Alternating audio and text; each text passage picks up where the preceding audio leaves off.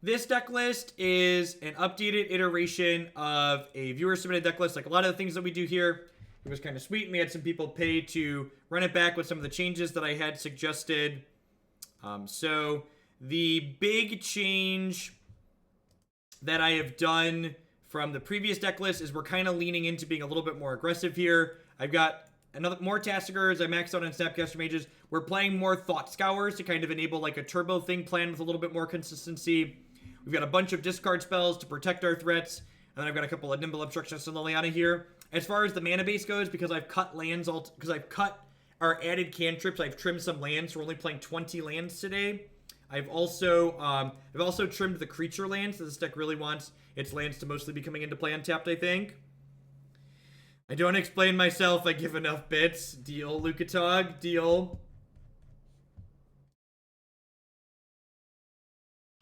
Thank you for the support as always. Unmarked bits go into the STG fund.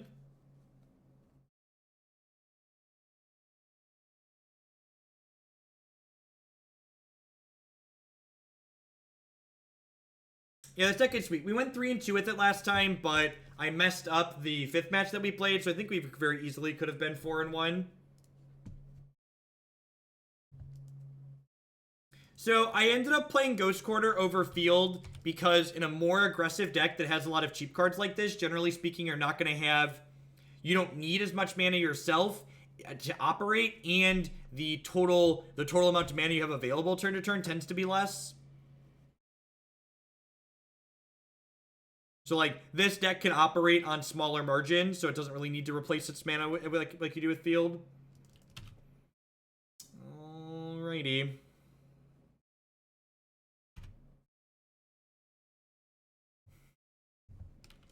Magic's a low variance game sometimes. Is Thing in the Ice always a slam on turn 2? Magic is an interesting game because questions like that don't really have cut and dry answers. I think the answer to that is it depends on the matchup, it depends on your hand, it depends on what your opponent's done so far. There's a lot of considerations there. No, I cut lands. I cut 3 lands from the build we played last time.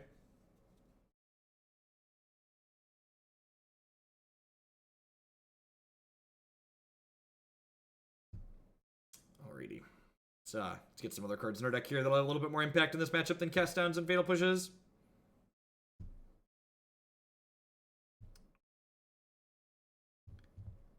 Squall's probably pretty good. Spellskite and Disdainful Stroke are probably fine as well. Just stop their spot removal. It's probably not a Dispel matchup. I probably don't want the last Collective Brutality either. Dismember. Dismember seems fine. Kills their Gideons. They could maybe be a token stack. I think they're probably more likely a black-white mid-range. We'll see. Like, both those decks have Lingering Souls. They're both token-ish.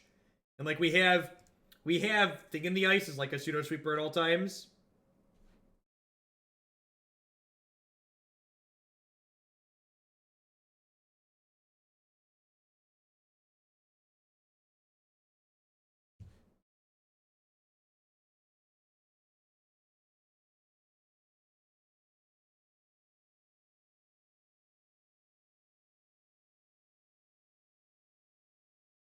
TT can instant speed bounce Chad, which is sweet. Like I said, the last time we played this deck, the thing that really stuck out in my mind that was awesome is how Thing in the Ice has some good synergy with the 1-mana discard spells. Because, like, you can cast your discard spell while they're empty-handed and then trigger your thing and send a creature back to their hand and then take it away.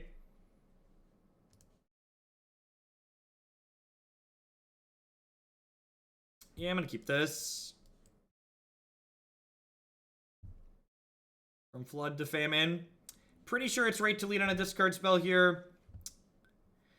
If they have double discard spell, they could take our Thought Scour.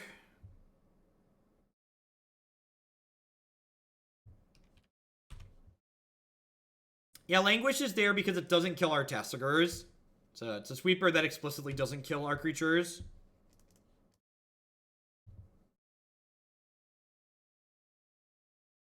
That is how the cookie crumbles sometimes.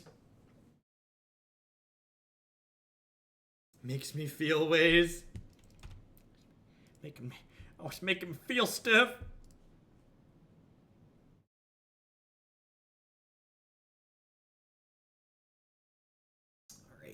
you know, that one was a little bit of a speculative keep, but I don't know. Maybe I'm supposed to lead on the Thought Scour, so that way if I cantrip into a cantrip, I can cast it sooner. We went 3 and 2 with the Amulet deck. 3 and 2.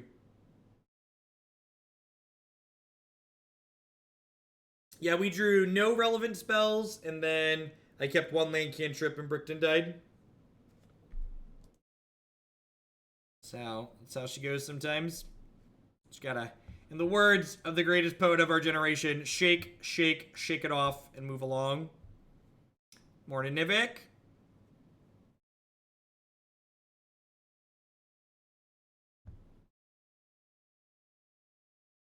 Maybe, I think if I wanted more than 20 lands, I would play some Tar Pits, but I think I want 20 untapped lands in this deck.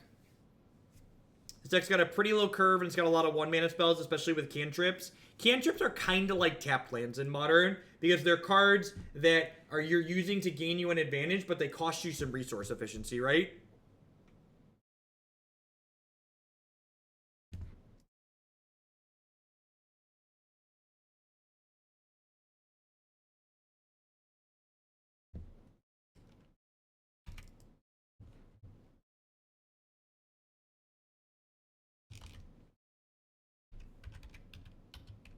Oh no, what did I do?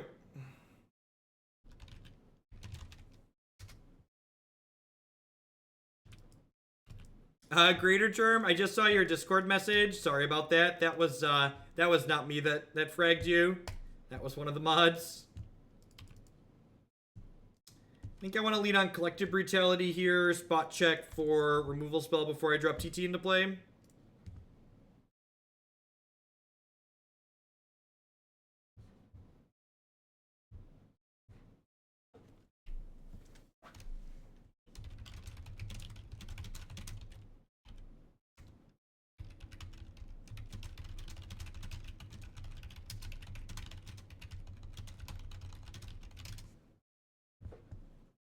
Double removal spell. Man, just like another black-white mid-range deck.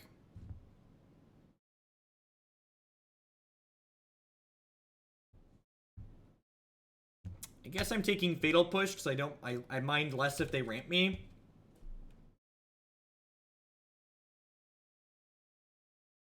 Finks is whatever. We can beat through Finks. A lot of our creatures are just much bigger than Finks. I got you, Sifu.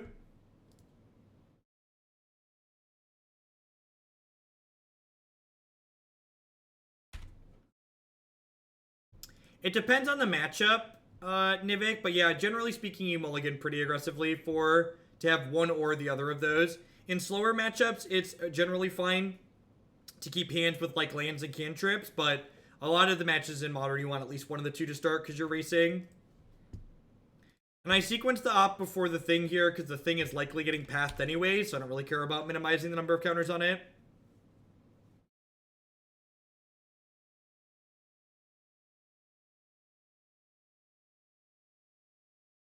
I assume this is going to be Godless Shrine path my thing here. Would love a land, thanks.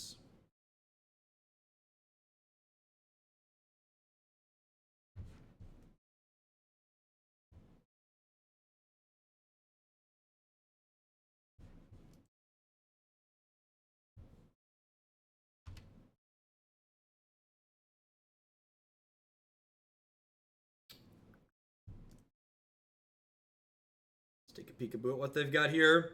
This might be like a Thoughtseize snap, Thoughtseize turn. Cartel Aristocrat. Okay. I think I'm just gonna Thoughtseize snap, Thoughtseize. Trading 2 life for Kitchen Fink seems good. Then I can trade this for the front half of... I can trade this for the front half of Gerald's Messenger, then cast down the back half. Then we're in like a pretty good spot because we'll have Snapcaster left over still. Yeah, they're probably playing a Solemnity combo deck, so like these two plus Solemnity drains me out.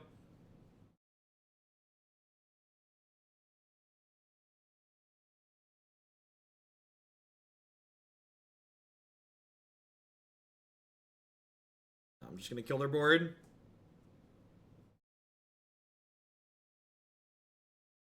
My 3-month-old will only sleep with either the Magic School Bus or your videos playing, and we are all out of Miss Frizzle. As a parent who has rewatched the same episodes of certain kid shows more times than I care to be public with, you know, sometimes you just put them on a loop. Sometimes you just put them on a loop.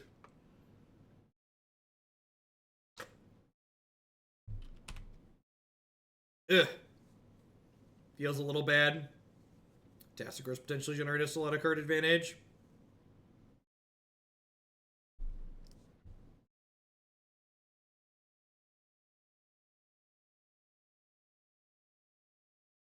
"10-minute loop of word party for my child.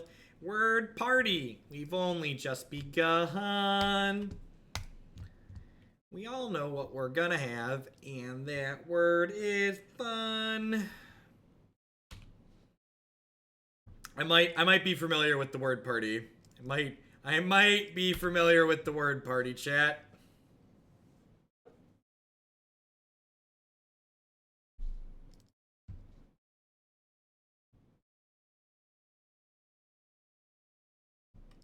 Deal. And we're technically ahead right now, but I wouldn't be surprised if their top deck's better than ours at the moment. How do we feel about Twin Flame? You should watch through the videos and watch some of the wrap-up segments. The best way to find out what I think about a given deck that we've played is to like go back and like watch me play it. Like I always do a wrap-up at the end for that express purpose. In fact, I frequently, like this is actually a great example. Like when I was putting this deck together, what I did was, someone was like, well, play blue-black thing with your updates. It had been a few days. That means we played, you know, dozens of decks since the last time we played blue-black thing. I went back and watched my old video and went to the wrap-up segment. I was like, all right, what did Past Jeff say he wanted to do here? And then I did what Past Jeff said he wanted to do, because Past Jeff is a good dude that occasionally knows what's up. And Past Jeff, who just got done playing a deck, is going to be way further into a better position to tell you what's up with that deck than Current Jeff. Current Jeff, who's played a lot of decks on the in-between. I don't know about hella smart, but he has his moments. Sometimes he procrastinates.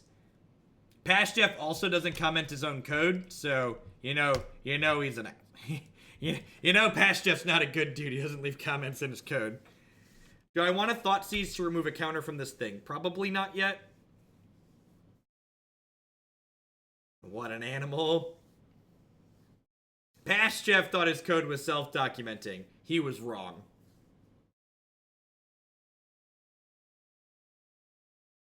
Season the upkeep. Draw a step, Thoughtseize. God, how busted would this card be? I mean, it's already, like, annoyingly busted, right?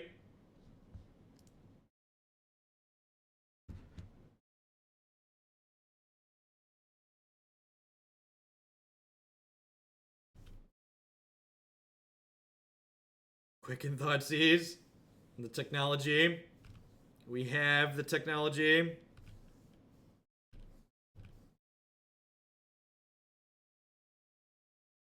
Block. What's the programmer's comic? 2 months ago, only 2 people knew how this code worked. Myself and God. Now only God knows. Yeah. Your Cartel Aristocrat is whatever. Alright, let's draw an opt into another. We need a cantrip into a cantrip here. So that way we can flip this thing, take their Cartel Aristocrat away, and then kill the Liliana. Just full sweep. That is not what we wanted to draw.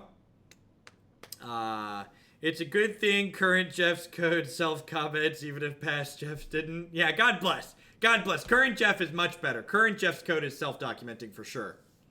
He knows what's up.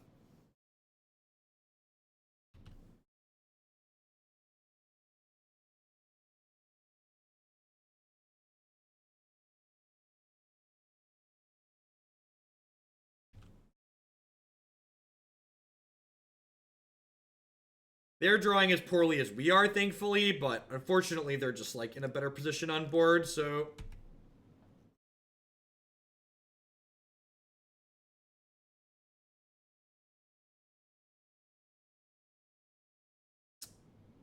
Yep. Feels bad, man.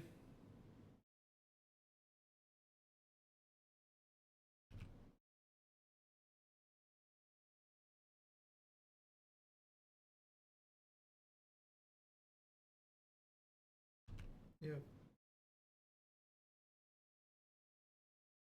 There just, like, really aren't any good flashback spells in Modern. Just, like, putting a bunch of bad cards in your deck is just, like, not ideal.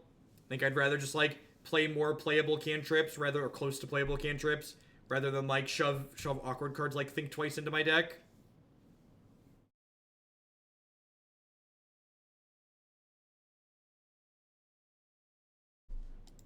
Pretty dead. Yeah, Think Twice is really slow. And sure, Faithless Looting and Lingering Souls are both great, but like those are different decks, right? We have Cryptic Command to break up their lock.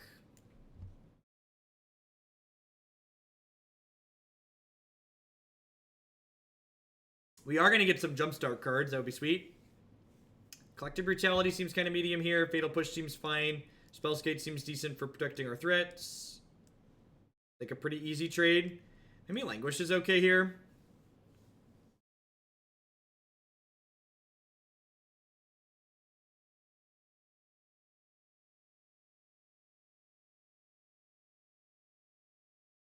Nimble Obstructionist might be kind of medium.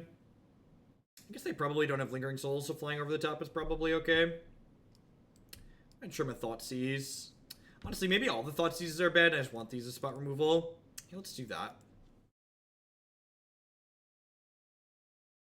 Is it possible we want to be Grixis? I think that's probably just a different deck at that point. Like, are we building bad Shadow at that point?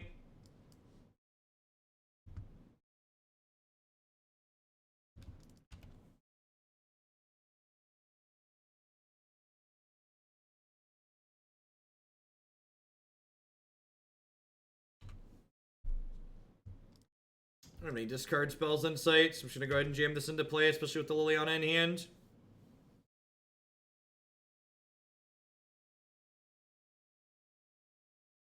And streamed for 13 hours yesterday. 13. Yeah, anything over 8 can start to wear for sure. I'm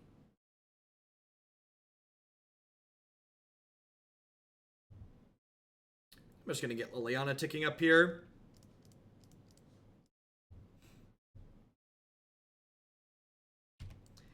I don't feel like I'm in a rush to start smashing them with TT. I think like getting the Liliana on board moving up is like far more threatening. Yeah, like this is a great reason. Right, like I'm just like far more paid off for like having Liliana going here than anything.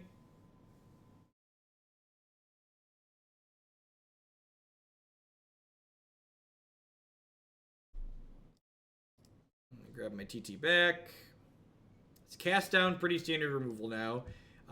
It's becoming more common in decks that don't. There's a very small subset of decks that are interested in playing cast down. Basically, if your black deck doesn't have Terminate or Path to Exile access to either of those cards, then cast down's kind of like the best kill target big thing removal spell. If you can't play Path or Terminate and you want something to kill larger things in your black deck, this is a cast down's like the best option.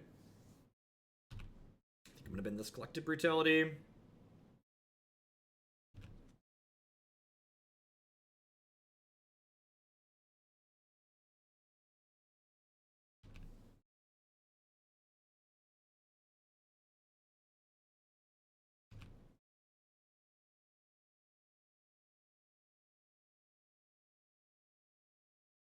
Raven's Crime. That seems pretty narrow.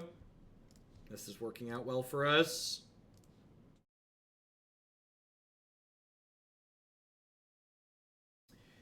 Yeah, I think the big problem with Murderous Cut Jackal Girl is that most decks that might be interested in Murderous Cut would just, like, rather be playing Tasigur or Gurmag Angler, so, like, they're already just, like, stressing their graveyard out enough.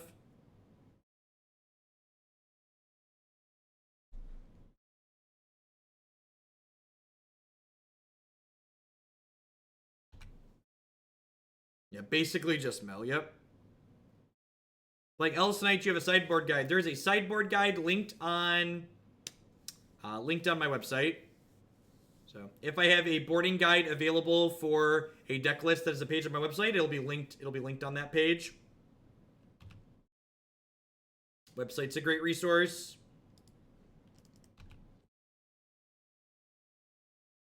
I mean, is it really synergy that just like these are two good cards that both play together?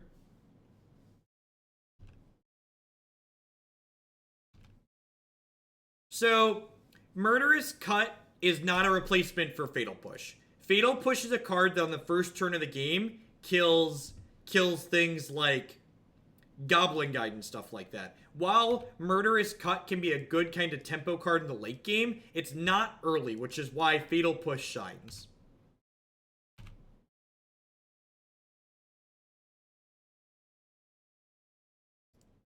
So I'm going to go ahead and cast this down.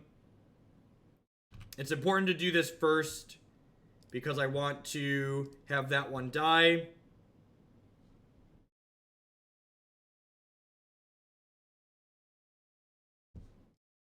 Get to rebuy our Snapcaster Mage here, which is always great. Get to kill their Liliana.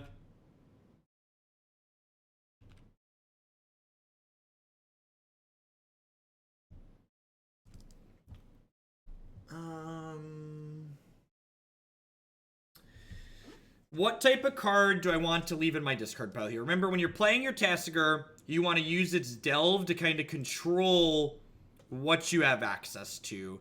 I think I just want to Delve the non-cantrips.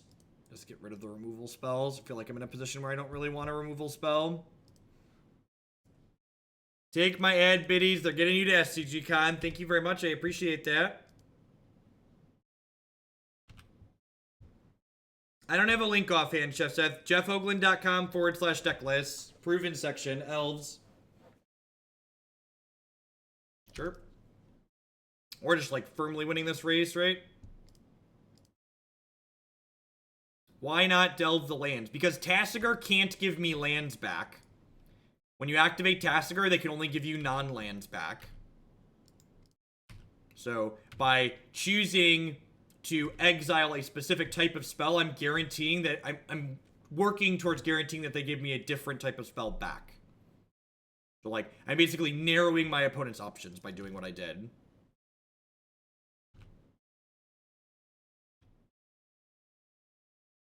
When will I add Blue-Red Storm to my website? I don't know. I don't know that I have enough experience with that deck to be like warrant putting up videos with it.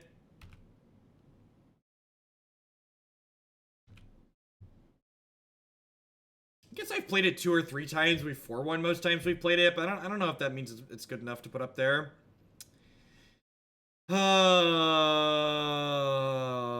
If I would have kept a Doomblade in here, I could have.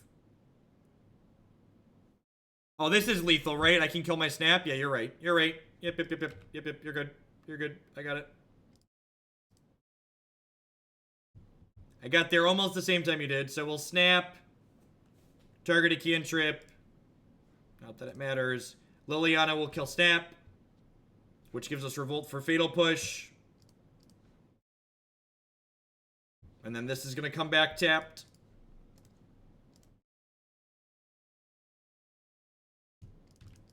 Then we will attack them for 11 and they will die. Double gut shot, get out of here.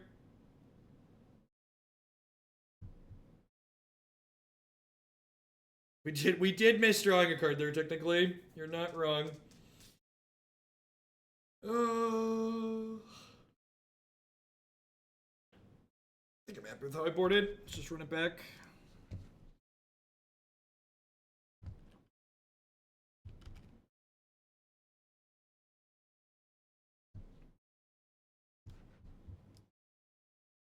Dark Ritual into Tasigur seems good. We could also potentially Collective Brutality on 2 to like check for removal. We've not drawn Stifle Birds. So to answer your question, I don't know.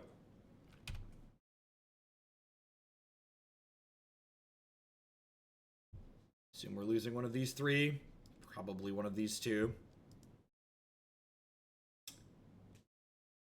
They mulligan to 6 this game.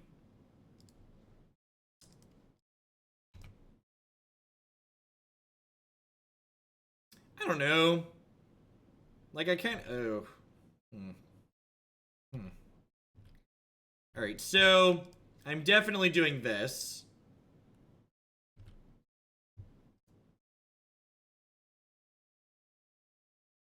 I'm gonna give them the option to spellbomb me here for no value.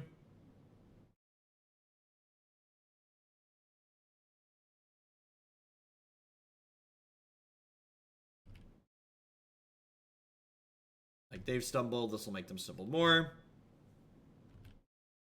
Nope. Languish over Damnation is not a budget concession. I think it's the better card to be playing. I didn't put Tasigur into play because I think them blowing the spellbomb without drawing a card is a win for us. I think that's something I want to happen.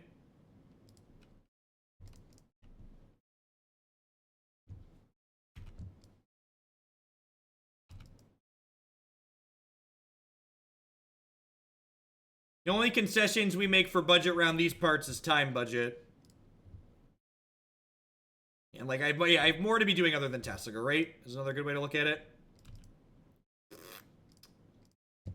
I'm gonna fetch a basic island here, and then cast Opt, and then cast... no, I'm probably not casting Tasigur until I flip this thing over. Perfect. I don't think that's strictly embarrassing, Pimped Up Monk. Like, they don't have regular content on their channel all the time, and I do.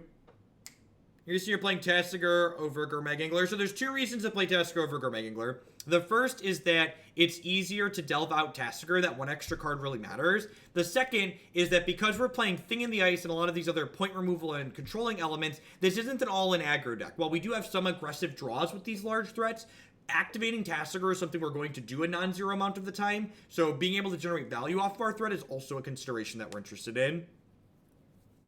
Like, for instance, Darkslick Shores, fetch land Thought Scour, cast Tasigur on 2, but it doesn't cast Gurmag Angler.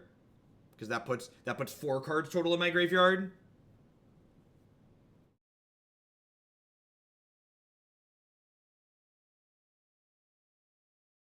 That's not strictly true, Staticast. Newmont does a ton of limited, and he regularly has more viewers than I do.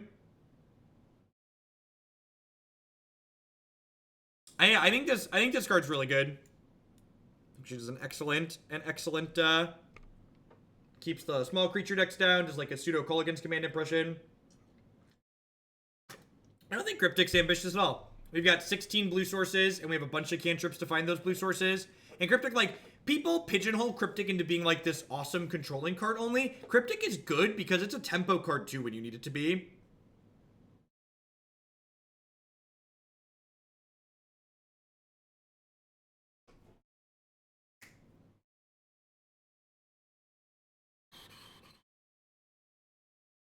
Yep.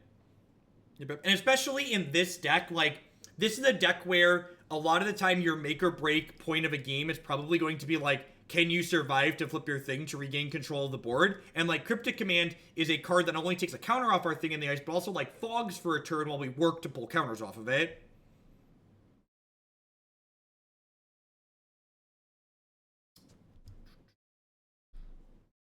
We're 1-1. We had Stumble and Die followed by, or Flood and Die followed by Stumble and Die in the first round, and then we had the opponent brick off in the last one. We had 2 good games before that, I think.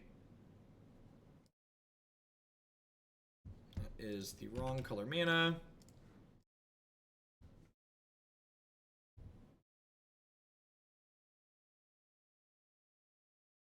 What do we got?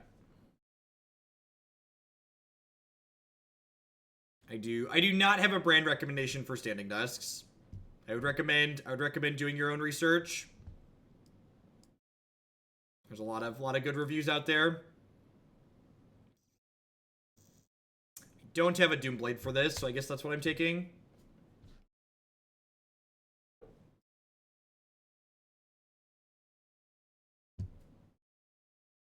Want to prioritize fetching around Blood Moon here?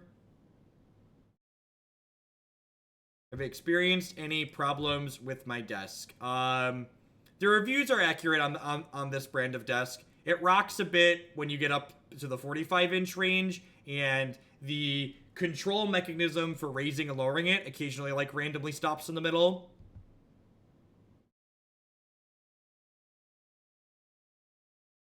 So I actually had a brand of standing desks offer me a referral code, but I haven't used their products firsthand, and the reviews online were kind of mixed, so I didn't accept it. Because one of the things I pride myself on doing on this stream is only shilling for things that I know are reasonable. How long till black-white tokens? When this league is done. We're currently in match number 3.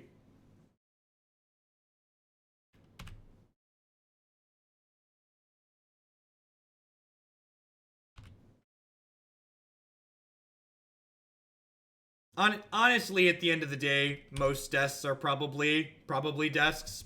Most of them all have components made in China.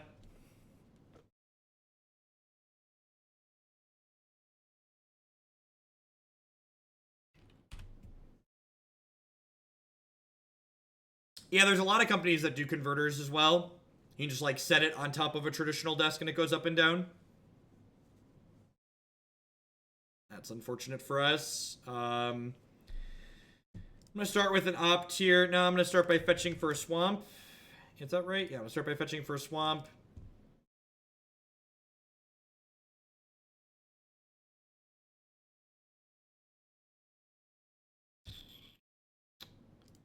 I'm going to go ahead and take their Cryptic Command here.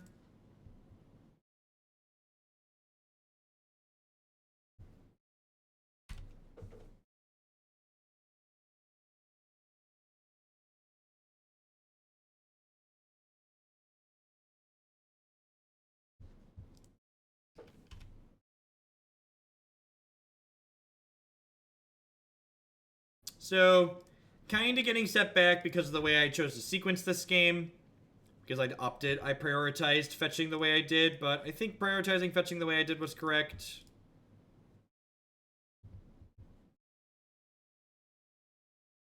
Ding. My opponent has Bolt, Snapcaster Mage, and then one card I don't know. I'm going to stop on their upkeep and cast down. Running it down the middle. Thank you very much for the brand new tier 1 sub. It's all from Taiwan, yep. So the reason why I want to do this during their upkeep is because this way, if my opponent has a counterspell, they're forced to use the mana on their following turn cycle, because basically this way they've lost resource efficiency, right? Like, they've passed a turn and they didn't get to use their mana during that turn cycle. Is the blue-red thing in the ice deck better than the blue-black one? The actual answer to that question is nobody knows. I don't think anybody's tested either of these decks against each other to compare them enough. Thanks for running it. I appreciate the support. Folks like you are the reason that I'm able to be here doing this. I would love to take your Snapcaster Mage away, thank you.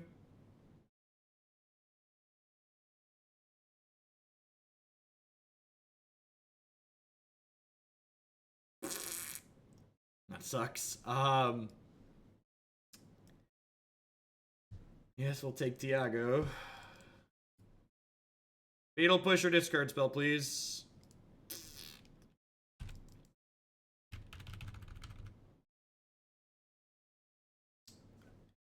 I'm going to play the Tassifish here, because even if they can flip this over next turn, I think that's still fine. I've got so many cards in here that I really don't want.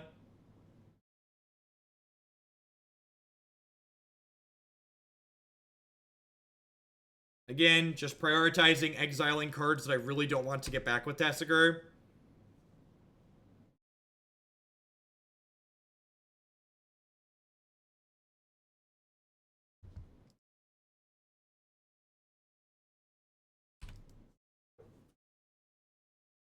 Yeah, all the blue-red decks in Modern pretty much have the same problem.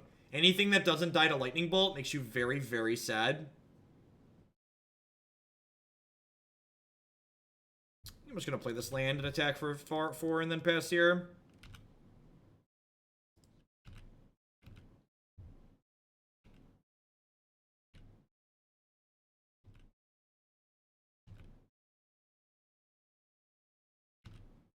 I mean, that's what people told themselves, but like, Grixis Delver was much better than the rest of those decks. I might be better off bouncing this here. JK. I have it all.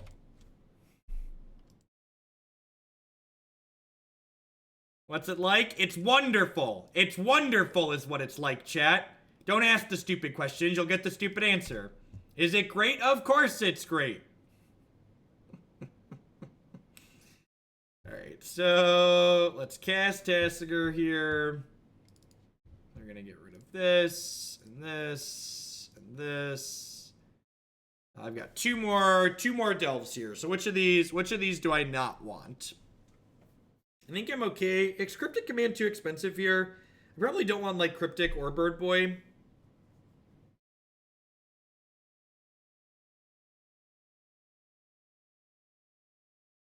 Do I want to just leave a Doomblade in there? Yeah, I guess the ops are kind of bad. Alright, I'll leave the Collective Brutality in. We'll get rid of the ops, the cast down, the Fatal Push.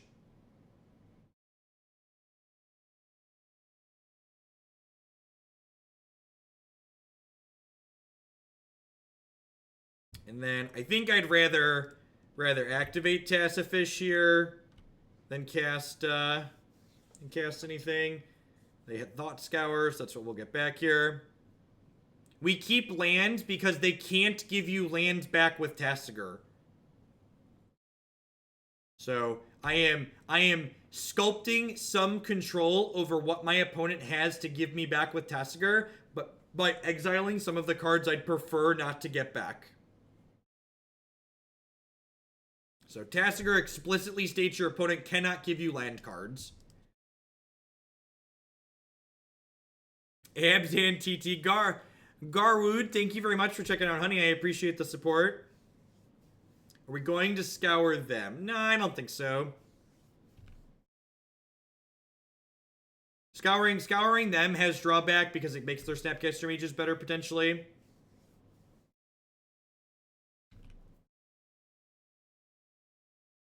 Do I want to hold this Scour for post Thing in the Ice? I think I do, actually. I think I do.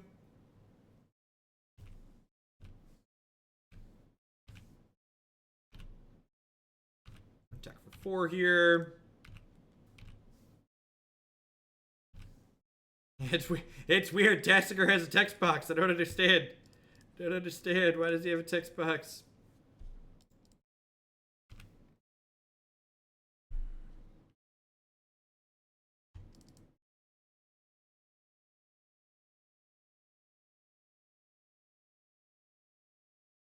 They could just give me another thing here.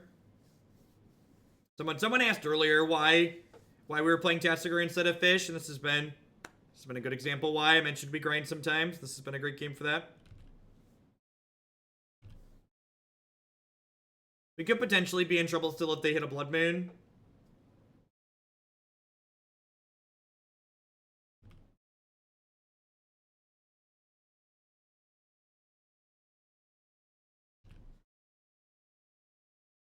Again, articulate, engage, be specific. I think this card that I'm recommending would be good in your deck because, and then explain yourself. Intelligent discourse that contributes to the stream is encouraged. Just telling us our card selection is wrong is not. Don't give him a chance, Kent. Just give him the quick timeout and move along with your life.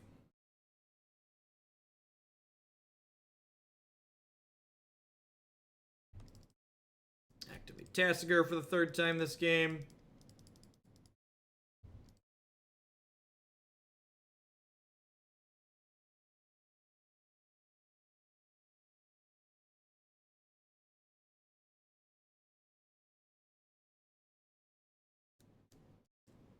Whoever said we weren't going to deck out?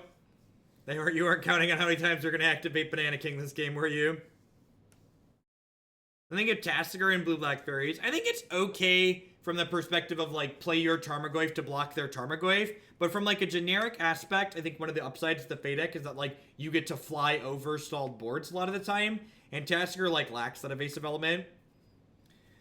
So my favorite game with JAC was comboing off 1 Caryatid, 1 Bop on turn 4, fizzled with 10 cards left in my library, passed with 3 Ascendancies and playing my opponent at 9 life. And then the turn after, killed him with Burn. Nice. So they gave me Nimble Obstructionist. How many lightning bolts have they played? They've only played 1 bolt. So I really don't... So do I want to play Obstructionist here, or do I want to play Thing in the Ice? I think I want to play Obstructionist here, right? Oh, I could stifle Jace's activation. Let's do that. Let's stifle Jace's activation.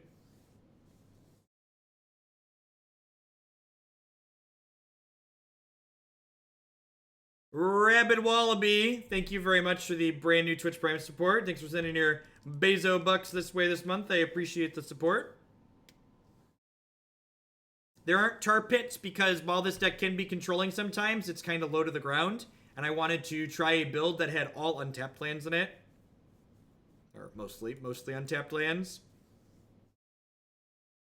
Sure. You got him.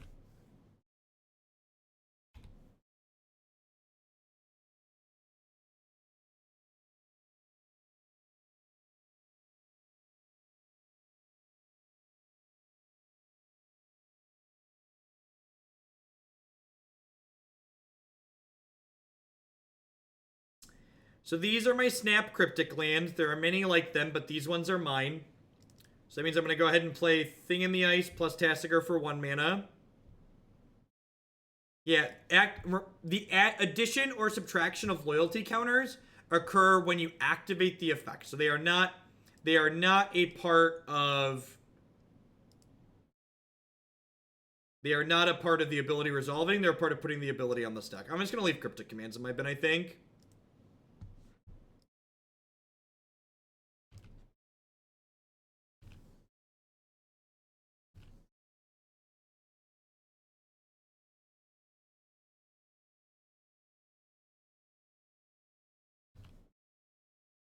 It's been a long game. Yeah, Zero. I wonder if I should just, like, forgo the Ghost Quarters and, like, go to 22 lands and, like, play some Tar Pits. Maybe just, like, play 22 lands with 2 Tar Pits and 2 Ghost Quarters.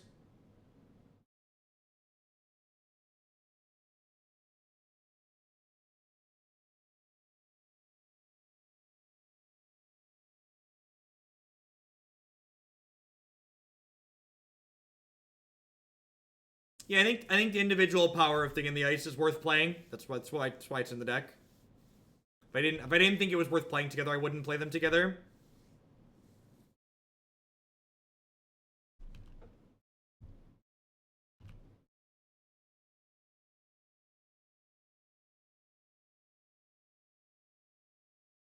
I don't know, they're probably blocking regardless of where this goes.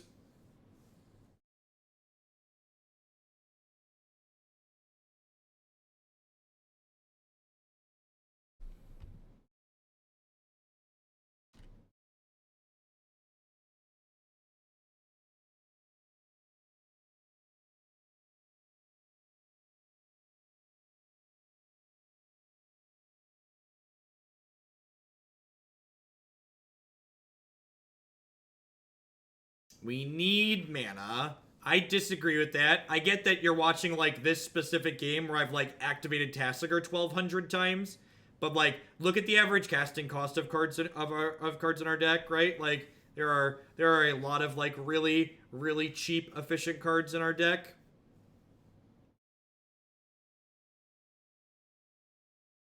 Jay Ferd, thank you for the brand new Twitch Prime support there. I appreciate that. Welcome.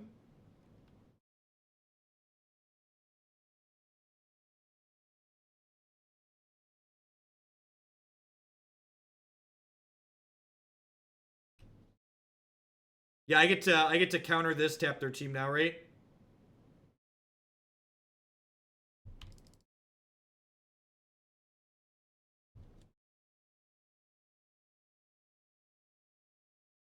They have a counterspell of their own. I wouldn't be too surprised they have a counterspell of their own. They have a lot of cards, right? This could be another Cryptic Command. Logic Knot.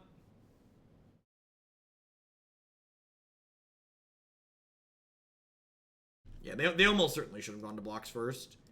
Is there a difference between 5 and 6? I don't think so. Do I have a swamp in my deck still? I do have a swamp in my deck still.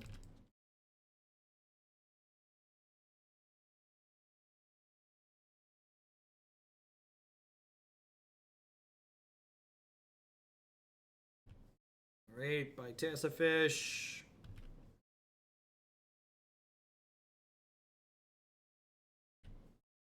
Okay.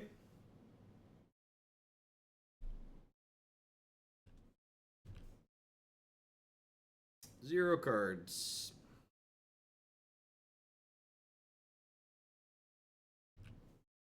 Yeah, bolting the snap there's like absurdly defensive. Like, what if they just like untap and brainstorm into another bolt? Or a Snapcaster Mage?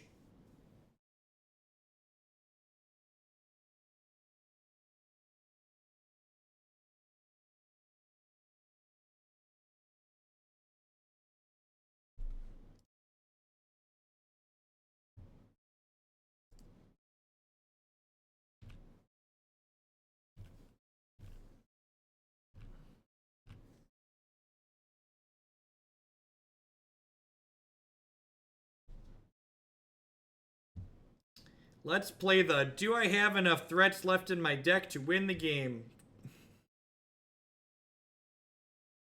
Okay.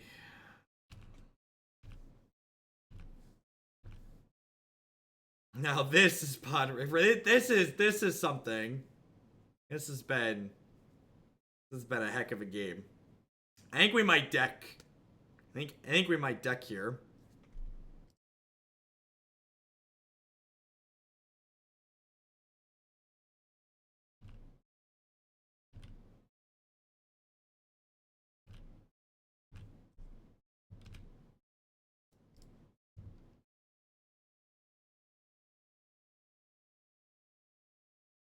Oh, what a beating. What a beating.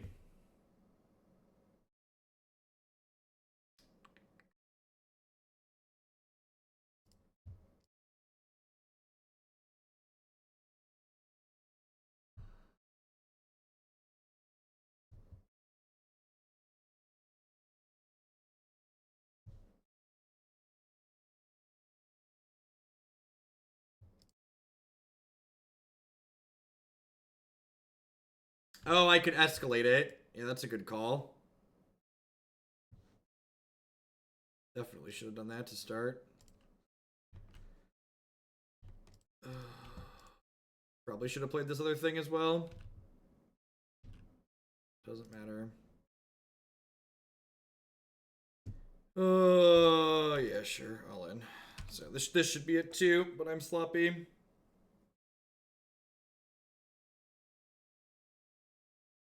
I get to flip Thing in the Ice next turn. I get to downtick my Liliana, pick Snapcaster Mage back up, and snap Thoughtseize.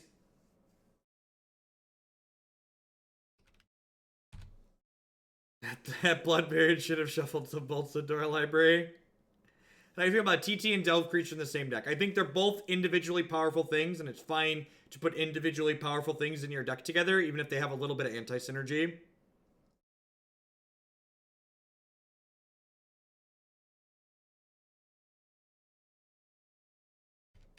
This is how we do. Do do do do do do do do do do do do do do do. I'm gonna do this now, just in case they have Cryptic Command. Grab my Snapcaster Mage back.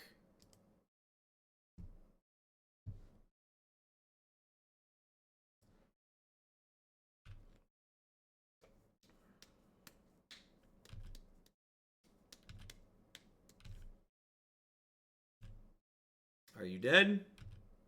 This is game one. This is a 20-minute game one.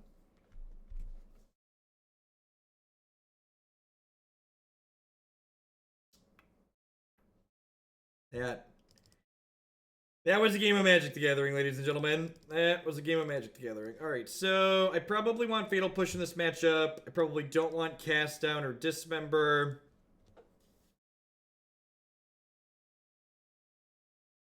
That was a good game of Magic. I agree with that.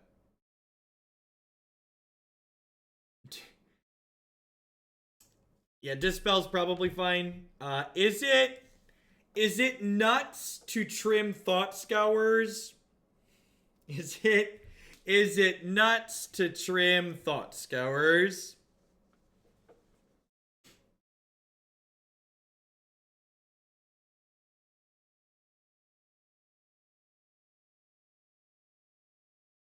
Maybe this many brutalities isn't good. I think the Spellskite is good. Spellskite makes it much harder for them to kill the things. Chat, I already need to cut things. Yeah, but like I was never in danger of running out of cards in my bin.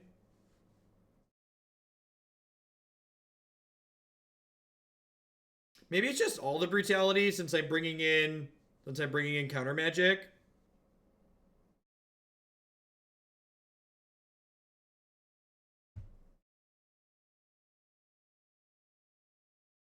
Last Hope is grindy. She's very, very good.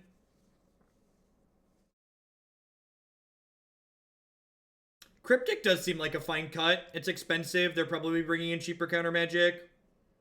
I like that. I'm gonna trim one Scour.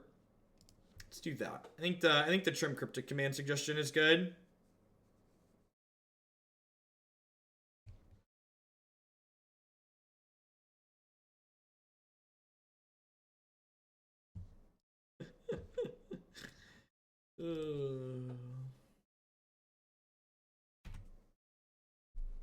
Would it be rude of me to admit that my favorite part about asking for sideboarding suggestions from chat is the number of people I get to frag who don't follow the stream rules?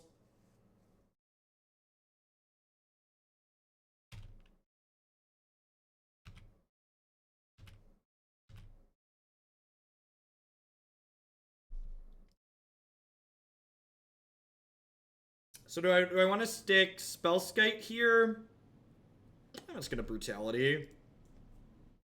Hopefully this start means we're not getting Blood Moon. Like, Blood Moon didn't really accomplish anything for them last game, so there's a chance they boarded out against only a 2-color deck. It's also Magic Online and Modern, though, so, like, who knows? They could very, very easily leave it in as well.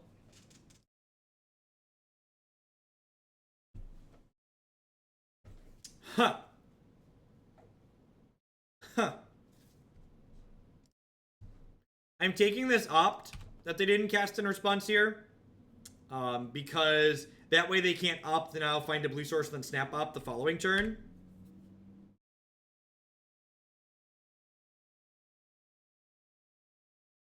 They can come back in 10 minutes. Land. That's what I'm talking about. Loot House is very scary. Loot House is very, very good in a matchup like this. Actually, one thing I was talking to someone last night about Blue-Red Delver, and they suggested a Loot House. That might be better than one of the Mutavaults. I don't even have to specify untapped land in this deck because all our lands are untapped. It's great. All right, so I know their hand right now is Cryptic, Snapcaster, and other stuff. So I'm going to kill this. I'm going to fetch an island. I'm going to snap back Collective Brutality, and I'm going to kill Pia plus take a card out of their hand. What do I want to take here? What do I want to take here? And what do I want to discard actually? Is another question. Honestly, it's probably the Dispel, right? It's probably the Dispel, right? Spellskite's not really protecting anything. I'm gonna bin the Spellskite. And I think, yeah, I'm definitely taking the Dispel now. Like, that's not close. Just, like, leave them cards that are both clunky and that they can't cast yet. No, I think I want the push because the push is Thing in the Ice insurance, and I feel like the way this game is gearing up, I just want to ask myself the question, like, how do I lose? And I think the answer to how do I lose is Thing in the Ice. Big Mama Emmercool, happy 7 months. I hope the SCG donations come through and you don't get charged back. Thank you for the support there. I appreciate that. Welcome back.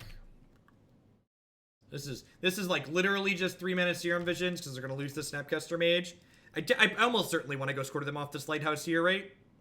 I guess Ghost Quartering them off of Lighthouse. I guess this, if they top here, I'm definitely Ghost Quartering the Lighthouse. That shuffles away cards they might want to keep. I'm not super worried about Cryptic Command because I have these Countersqualls. They went top.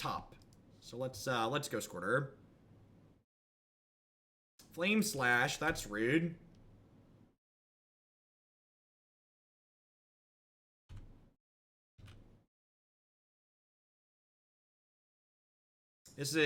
There are many places you can go on the internet for Magic finance advice. This is not one of them.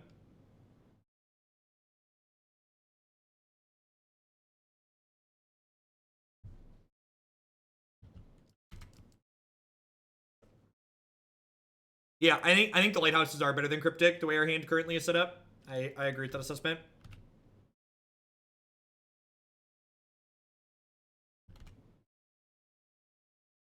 Especially with these Countersqualls backing this up, this Liliana is a card they're going to have a really hard time dealing with. They need like a Karanos or like another PN Kirinular here. Some kind of non-creature threat. Their last two cards are Cryptic Commands. I'm going to go ahead and Countersquall this. I think I just want my colors to work with here.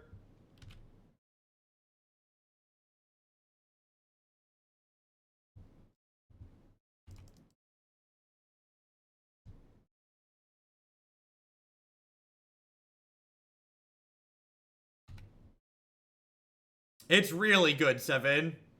It's really slick. Are we...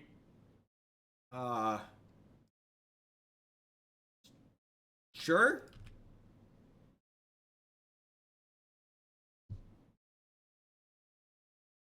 So, this is an interesting moment. I have to decide, is it worth playing into a Cryptic Command here? And I honestly don't think it is. I think I'm just passing here. I know they have double Cryptic in their hand. And, like, because they just spent a bolt on the Liliana, are they really going to bounce the Liliana after they bolted her? That's so weird. I think I just let this happen, right? Like, she's actually going to net a loyalty recasting her next turn. I think that's fine for us.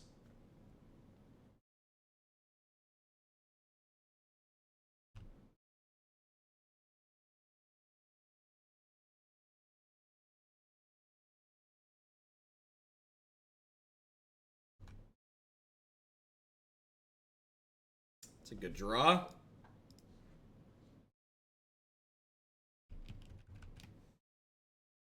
You want to lead on Thing in the Ice here? Nah, probably not. I think I just want to do this. This will get the Cryptic Command out of their hand.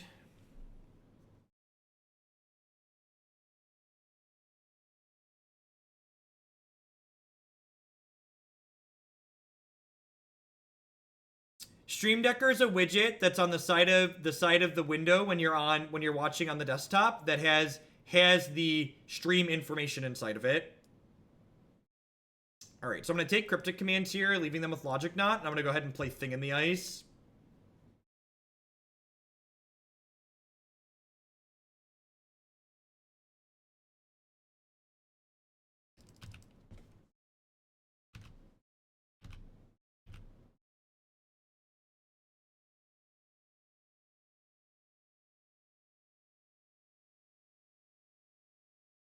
This is punishment for taking the counterspell that I took.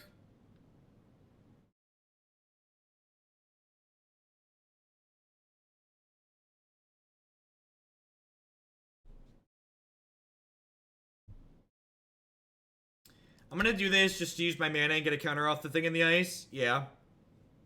And like next turn, I'm gonna play Liliana and slide her backwards. Pick a Snapcaster Mage back up.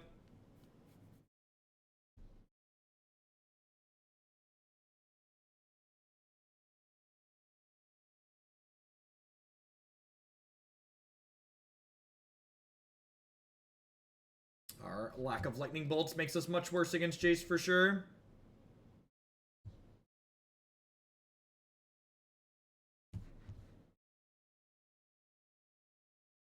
I think they're much more likely to brainstorm here.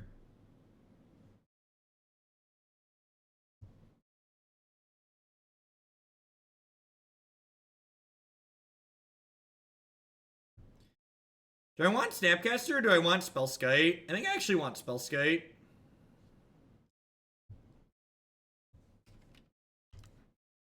I think Spellskite kind of locks up them being able to like take my other threats off the table, and like maybe this Liliana can help us keep up with this Jace.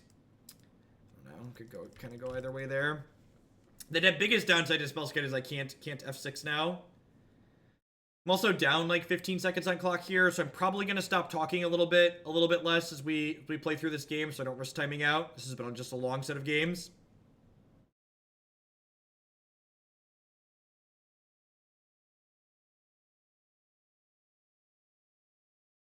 Maybe 4 Fatal Pushes is too many. I should definitely have the last Thought Scour in over the last Fatal Push.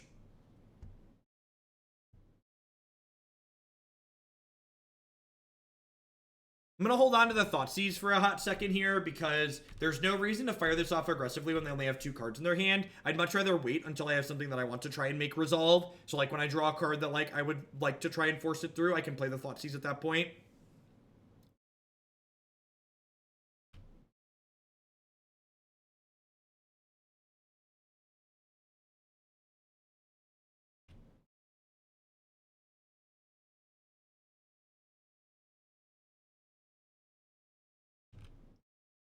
That's unfortunate. If they have a Bolt here too, I'll probably just concede. I'm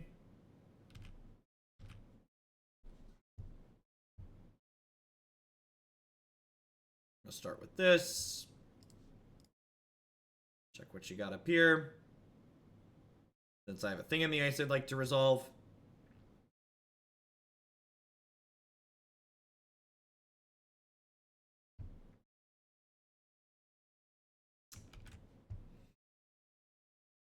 Now I'm going to play this out first.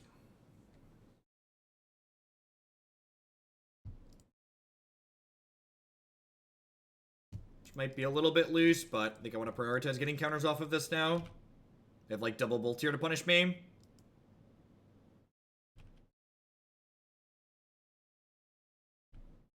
Peek, sure. So they must not be playing Spell Snare, right?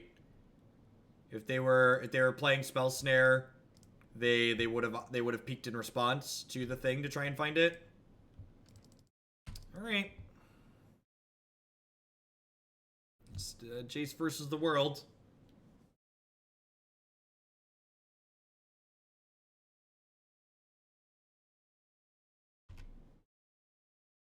Yeah, I agree. Energy G. I think peaks. I guess they're already probably maxed on Opt. And I guess they don't want Thought Scour for whatever reason.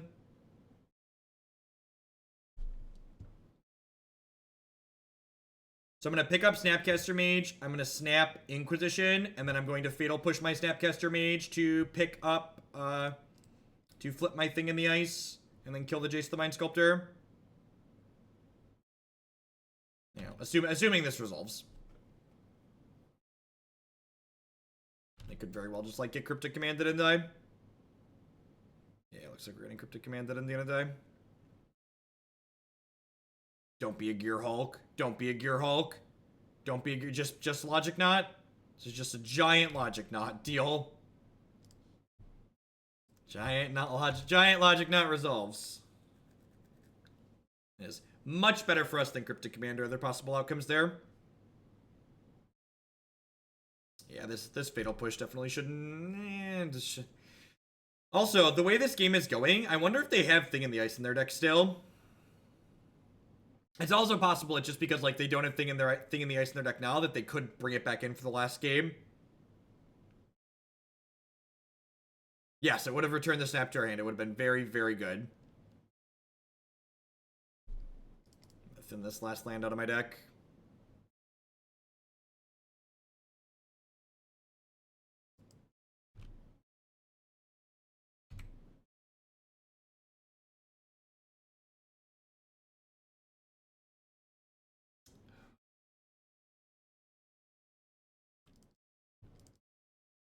This makes their Jace worse to a degree too, because it prevents him from shuffling.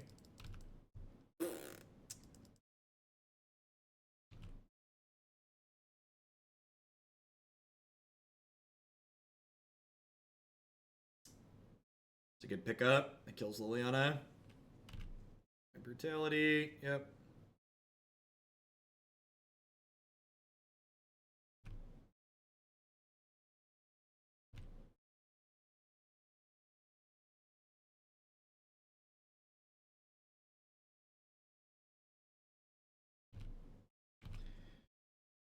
I'm probably just gonna push this end of turn just to like get my thing flipped over.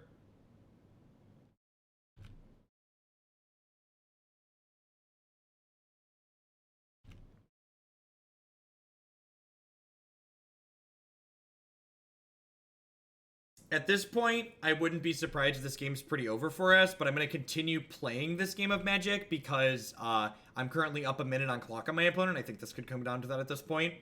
Also, like, we're not like 100% dead. We could sneak this out, but I think we're very likely going to die.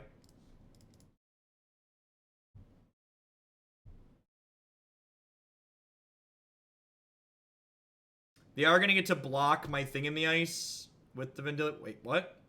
Oh, my Liliana died. Right. That actually just resolves. I don't know why I was thinking that wouldn't resolve. What's happening here? Are we snap Cryptic Commanding my thing in the ice? Yeah, we are. Yeah, we are.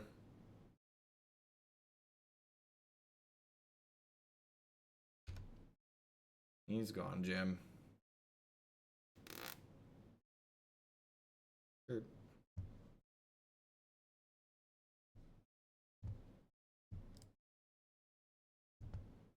What do you got?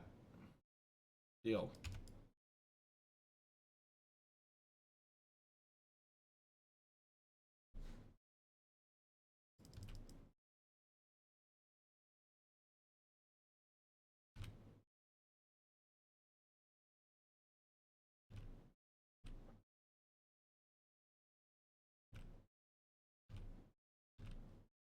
Yeah, is your last one good? Is your last one good? I'm just gonna kill this Jace. If this kills this Jace, damn it. I say if that killed the Jace, we'd actually be kind of ahead here, right?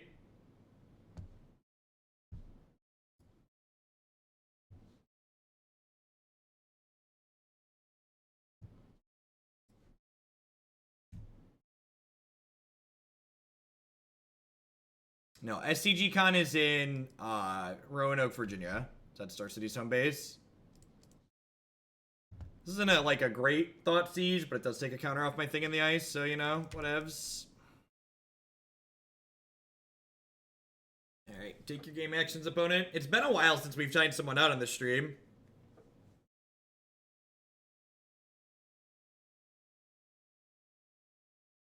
They took 10 minutes to play game 1. They've taken 9 minutes to play this game so far.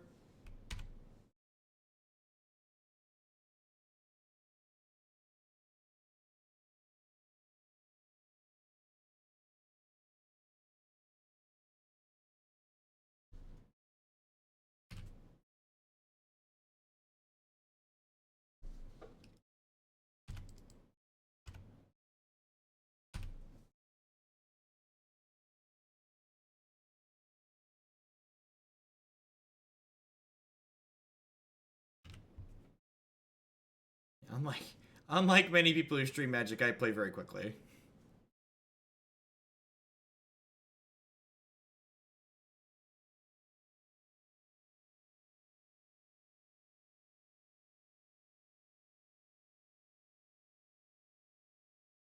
So I'm pretty confident Thing in the Ice isn't in their deck right now, but at the same time, I think I'm supposed to.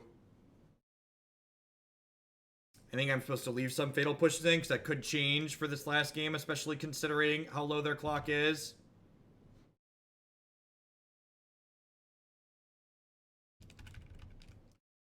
So I'm dead if I let them replay the Snapcaster Mages this turn, so I need to go ahead and just Fatal Push one of them now to send them back to their hand. So this will buy me probably another, 15, 30 seconds off their clock or so.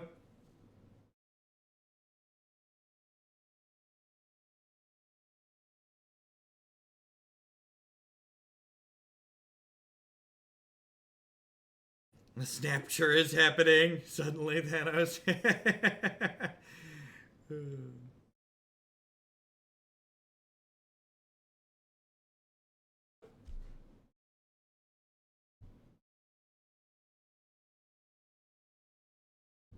So, viewers wanting to get timed out is a meme on this channel because there are a lot of people who act like it's really, really the worst thing that could possibly happen to them in life is getting timed out on a Magic stream. Part of me wants these Cryptic Commands, but they also left Blood Moon in against us, so I think that's not really a good option.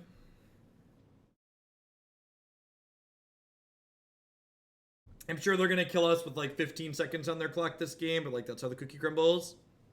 If you time me out now, how will I graduate college? You can break this hardship on your job applications in the future.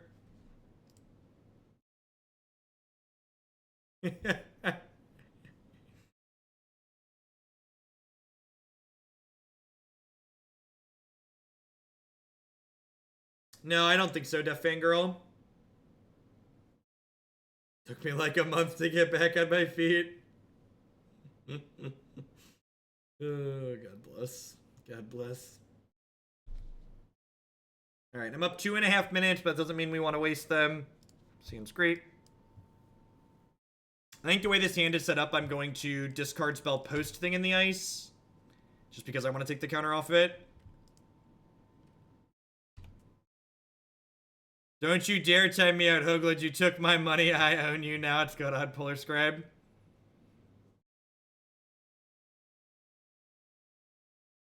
You should just assume that I'm not going to be reading your messages for the remainder of this game, as the clock is what really is really something that matters here.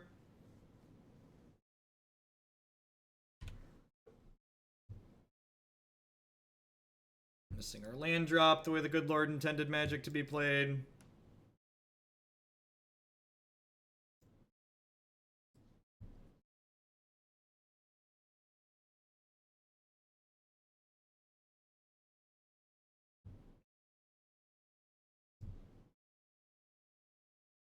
Remand, Logic Knot.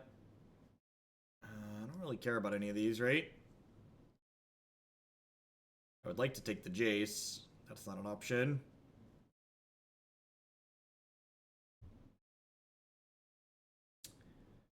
Guess I'll take the Remand because it's better against our Snapcaster Mage.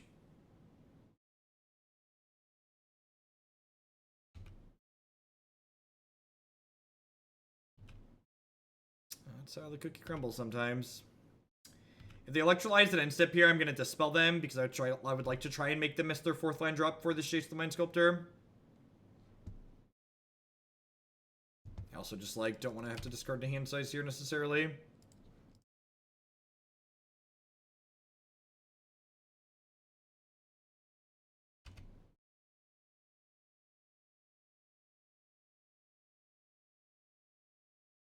Intentionally slow rolling your opponents is stalling, and it is cheating by Magic Tournament rules, just as a heads up. Disdainful Stroke's a great draw, as far as like non-land draws go. It's a shame we didn't draw land, though, to punish this fetch. That would have been sweet. We would have hit the land if we would have yelled land loudly again. Probably. Probably, I believe you. How do I feel about end step Snapcaster Mage here? Maybe next turn? Maybe next turn. Land! I tried, chat. I tried my best. I would like the record to reflect that I've tried. And I've failed.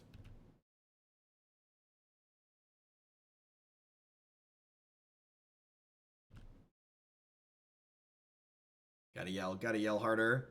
They wanted it more than me is what happened. I'm gonna end step the Snapcaster Mage now.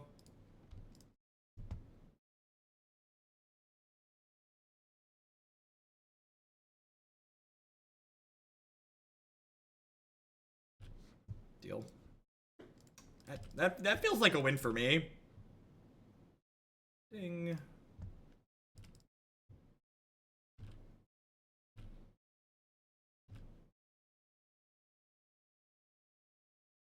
An offering to the lands god. Thank you, Isaac. And step on Obstructionist here.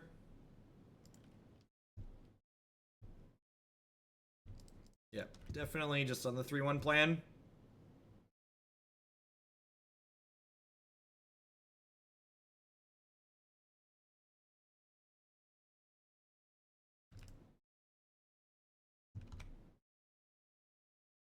Strand.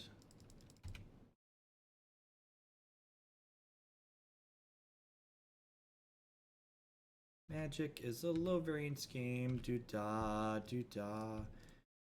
Magic is a low variance game. Oh, the do-da day. Do-do-do-do-do. Do-do-do-do-do.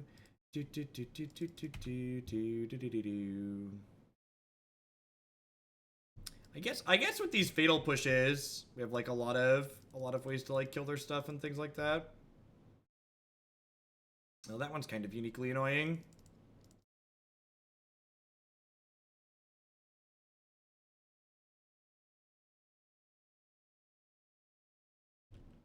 To like get them to kill one of my things now.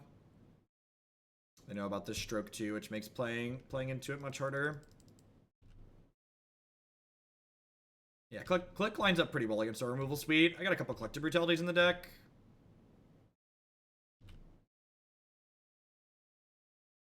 I have 2 Cryptics, Burgle. I think I would probably cut the Cryptics before I added too many more lands. I don't know, I have 8 cantrips.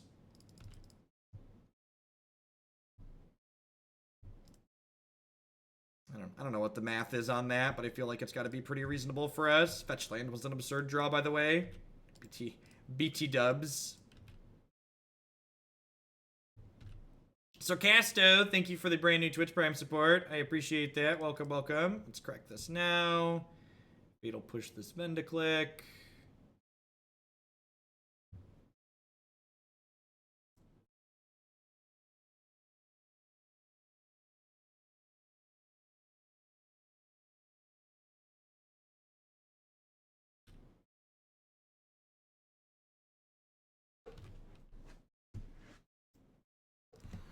Our Thing in the Ice is actually pretty bad against their Jaces, huh?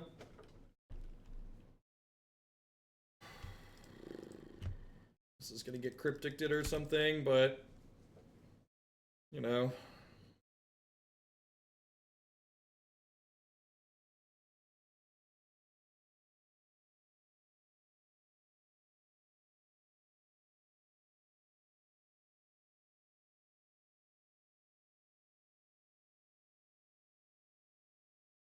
Come on, please draw me a cantrip. Please draw a cantrip. Thoughtseize deal. Lightning Bolt, Cryptic, Peak. Alright, so I'm taking Cryptic and playing this Thing in the Ice and killing it and then killing their Jace. Oh! Oh no, never mind. Never mind, I'm wrong. It's like, this would have bounced back to my hand, but it wouldn't because it is also a horror. So this feels bad, but I think I need to take the Jace off the table.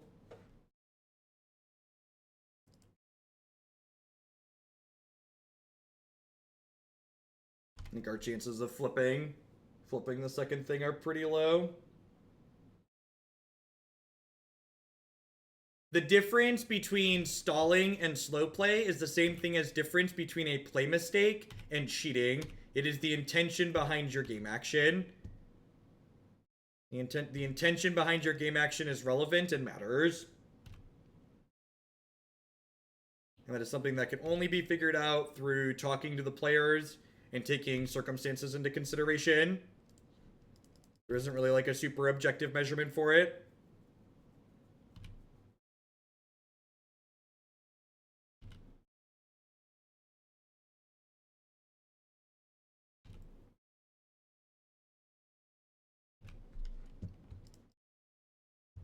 Getting the Spellskite down is valuable because it protects us from getting burned out here, which is nice.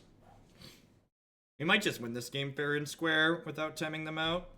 Oh, I should have played the land in case they played a Blood Moon. They know about the land anyways from the peak, and I would like a second basic swamp potentially.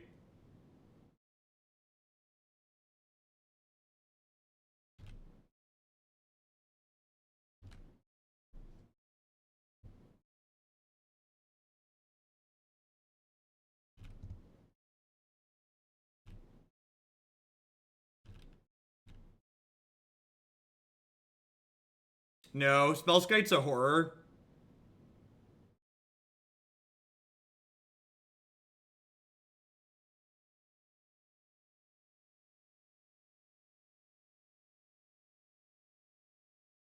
They discard Remand earlier. They've not. So they still have a remand in their hand.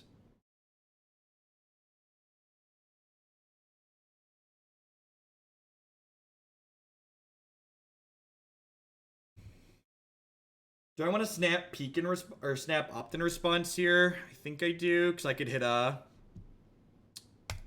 Countersquall.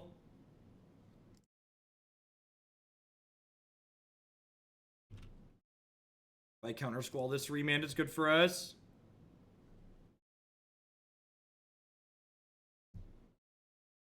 We'll say this, win or lose, has been like a quality set of Magic the Gathering games. Feels bad, man. So if they drew a cantrip here, they get to flip their own TT.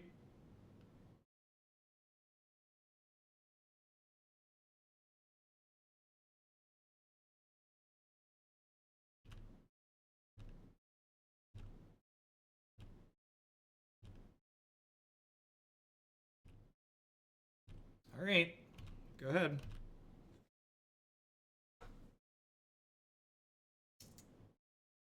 Okay.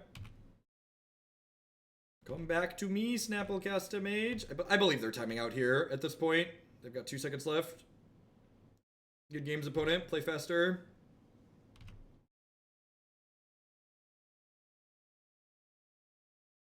I think we're probably winning this game regardless of the clock, but yeah, Spellskite's a horror. Spellskite's a horror. Yeah, God bless chess clocks.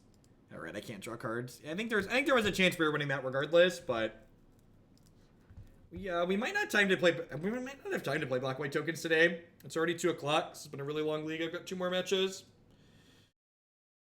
Yeah, I think that's probably gonna push black-white tokens off till tomorrow. Just only get 3 decks in today. While we're waiting for the next one, just like to thank everyone for hanging out. Remember to consider subscribing to the channel if you're enjoying my stuff. My subscribers are the reason that I'm able to stream as much as I do here. Also, consider checking out some of my wonderful sponsors, traders. You can save 8% on your orders of MTGO cards with them by using Hoagland PayPal. BCW Supplies does great deck boxes, sleeves, all sorts of wonderful stuff there. And you can use code Jeff10 to save 10% on your orders there. Honey is a free browser add-on that can support my content by installing that using link bit.ly/HugoHoney. And Lisa makes quite wonderful foam mattresses, and you could save a bunch of money on your order with them by checking out my links bit.ly/HugoBudUS and bit.ly/HugoBudCA. That was like a half-assed shilling. It seems like a keep.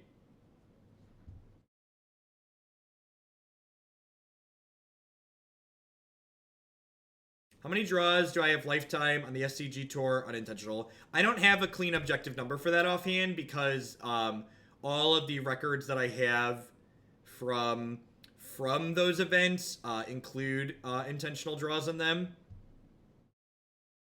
Man, this hand's going to be good in this matchup, huh? I'm going to hold on to this Thought Scour to flip my thing in the ice. Yeah, I think going up in lands is probably reasonable. I think like playing 22 lands and adding some tar pits is probably going to be my suggestion after we finish today.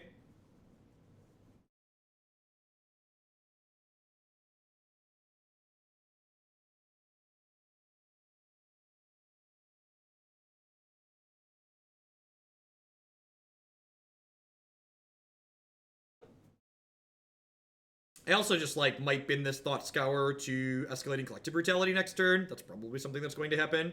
Rootbound Crag. Okay, so are they playing a Burning Tree Emissary variation of 8-Whack? Or maybe they're playing like Collected Company Goblins? The Rootbound Crag definitely makes me want to... Is the Burning Tree Emissary? It looks like they're playing a multicolored mana cost. Yeah. This might be one of those games that they have Bushwhacker here where we're just too slow on the draw.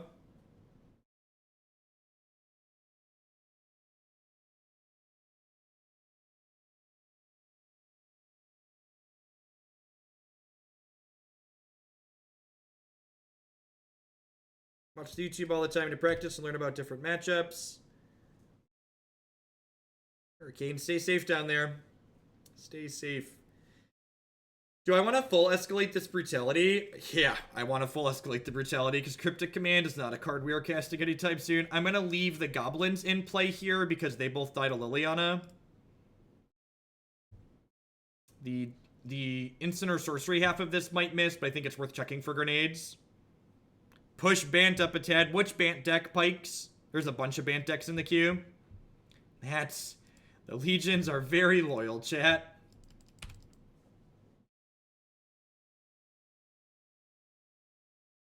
Bant mid-range will do. Thank you.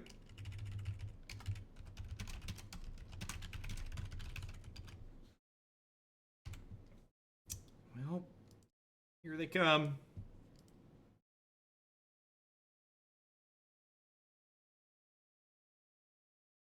Ninja Mouse, thank you very much for the brand new Twitch Prime support. Welcome, welcome, welcome. Are we dead? Maybe. What happens to the money if FCG Con goal isn't reached? If we get close to the goal, like if we break like 1,000 but don't hit 1,500, we'll do an extra long stream. But like realistically, like we cleared 13% in 2 days. We're gonna hit that goal. So, how do we feel about Brutality, kill a Foundry Street, drain them, discarding like the Thing in the Ice? The problem with playing the Last Hope here is I'm dead to Lightning Bolt. I'm also dead to... The Liliana also dies if they draw any creature. Yeah, this was just a tough draw to beat when we were on the draw.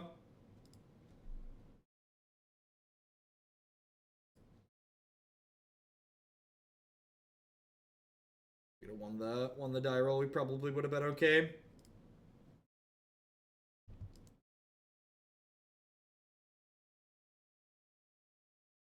I think I want to hope to rip a land next turn. That seems ambitious.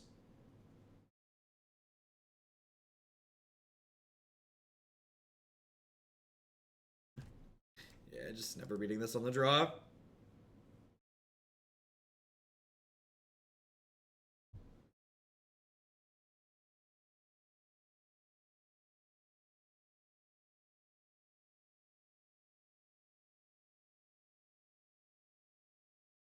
Ever played League of Legends? I haven't.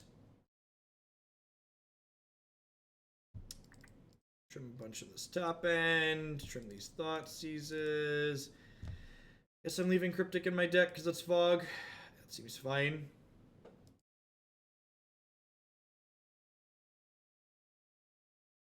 I think Bitter Blossom would have a spot in this deck. So instead of me justifying my decisions to you, I would like you to justify your question to me. What does Bitter Blossom do for this deck? What issue does this deck have that adding Bitter Blossom solves? Why? What are you fixing? What are you cutting? Why is what you're cutting worth cutting? Polar Scribe, thank you for the bits. I appreciate it. Let's just pass the 200 mark.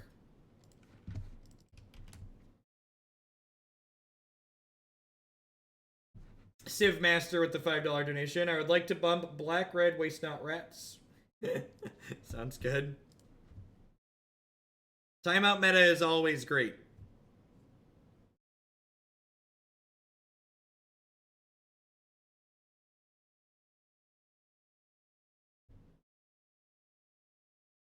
Bitter Blossom is $50 in paper for 2 reasons. Casual appeal and price memory.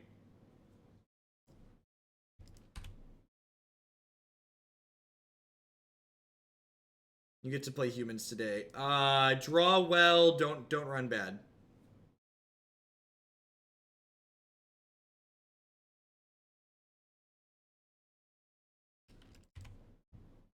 Wish we could have played against this hand last game.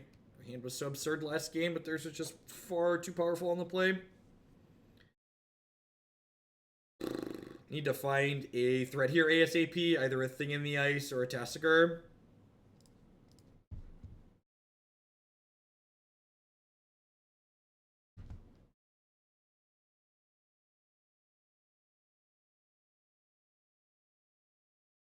I think relying on a single creature is fine. I think with our mix of discard spells, especially if you're playing against removal heavy decks, you have lots of chances to sequence in and around them. I think that last match that we just won against the blue-red deck kind of shows that, like, even when your Thing in the Ices aren't good, they're still fine. I think if I wanted to add more threats to this deck, I wouldn't add something like Bitter Blossom. I'd rather add more delve threats. And questions like that are kind of silly, Vergner. Just like don't add any value to the stream. Could you explain the concept of price memory? People don't like selling Magic cards for less than they bought them. So when people bought cards, even if they stop playing them, they don't make them cheaper.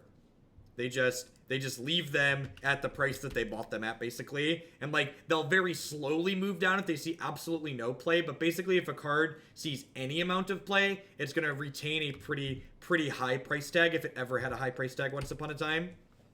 Also, fairies, angels, and dragons are all cards that have a lot of casual appeal in Magic, so they're cards that are going to have higher prices regardless.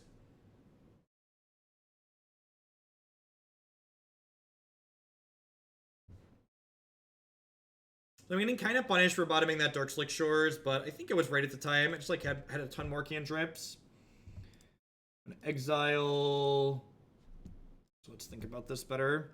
Again, Tasigur is a great utility, so let's exile wisely. I'll leave Fatal Push and Snapcasters in here. Should we be able to activate this at some point?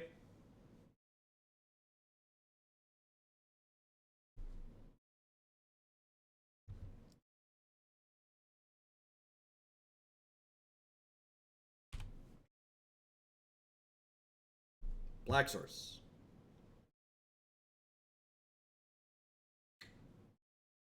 You know, it's funny. I was like, we're going to draw Ghost Corner. I just thought, I didn't say it, but I was like, we're going to draw Ghost Corner. It would have been better as Field of Ruin. Yeah, it feels bad, man. All right, so I'm just going to go ahead and pass here. And then they'll probably attack with everything. We'll push a pile driver in response to the trigger. We'll block the other. And then probably just run them out of the game. Sure.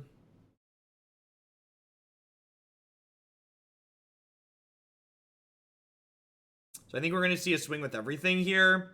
And I think I'm Ghost Quartering myself in response. So I'm going to go ahead and do this. Then I'm going to Ghost Quarter myself and get a swamp. And then cast down the other one.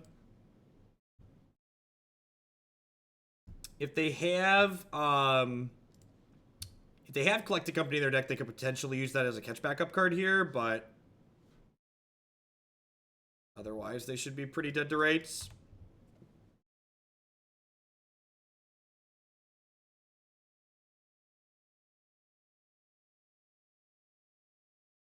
I think people are finally realizing that Jeskai control is just like not very good. And once they play enough blue-white control, they'll also realize that deck's not very good. I think people are just like desperate to play a Cryptic Command deck in Modern, and just like eventually they'll work their way through all of them and realize that none of them are particularly great.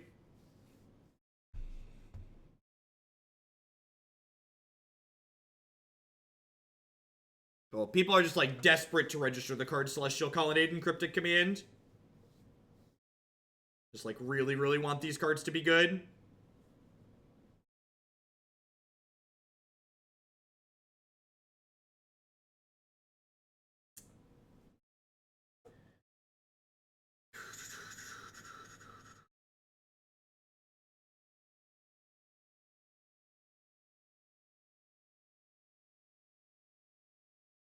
This is a mulligan. As good as Last Hope is in this matchup, just like her being my first thing is not going to be good enough.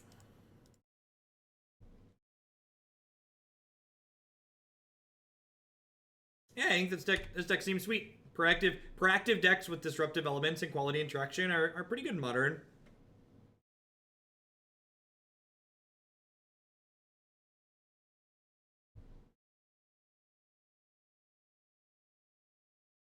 You can pry my Cryptic Commands from my cold dead hands. Yep.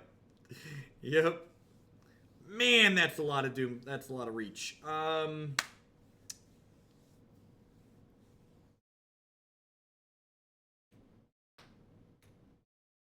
So do I... Is it nuts to take Legion Loyalist here? Gosh, it's like 11 points of damage in their hand. Yeah, I could like strand the grenade and like next turn I can cast something down and then I can snap Inquisition next turn. Yeah, I'm gonna take this, I think.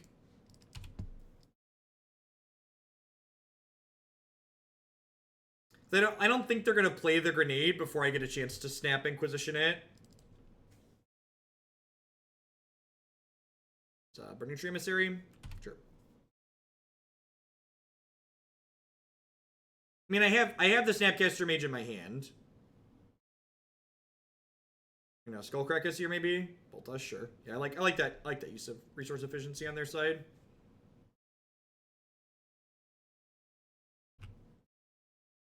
Like, worst case, that we're gonna be able to like take a 2-for-1. We're gonna cast down probably the Foundry Sheets in his here. I'm gonna let them take a draw, because like if they want to like proactively throw this at me with Goblin Grenade, I'm okay with that too.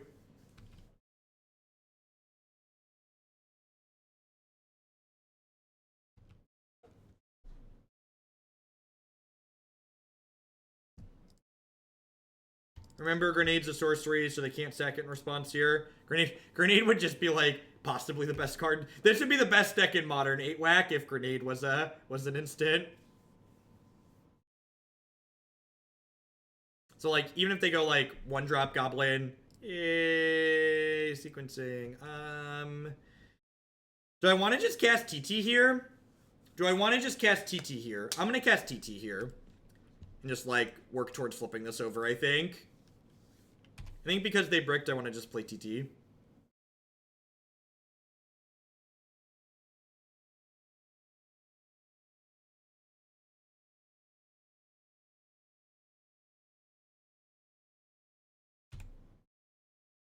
And I'm going to block here, because if they want to trade Lightning Bolt for my Thing in the Ice at this point, I'm okay with that.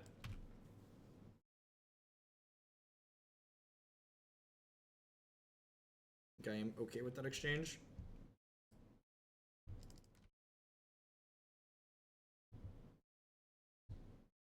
We've taken over this game at this point.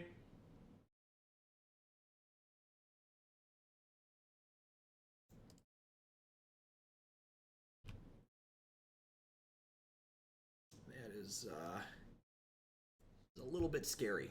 All right. That being said, like, the Legion Loyalists would have dealt us, 4 or 5 points of damage by now, right? So, like, taking that was pretty reasonable for us.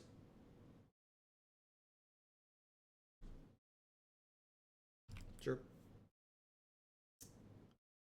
This could kill Thing in the Ice here. Or it could just go upstairs, one of the two. Yeah, I like the upstairs. Watery Grave here.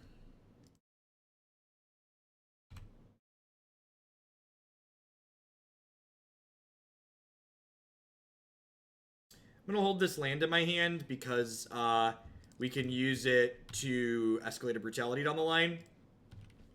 Yeah, Cryptic Command should buy us some time. I think we're probably going to... if they cast a spell next turn, we're going to counter it and bounce the Snapcaster Mage.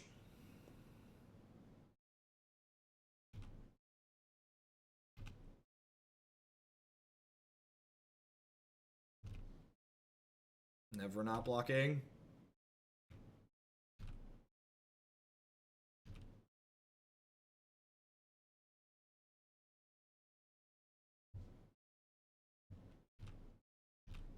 We need them to like not draw like triple burn spell here.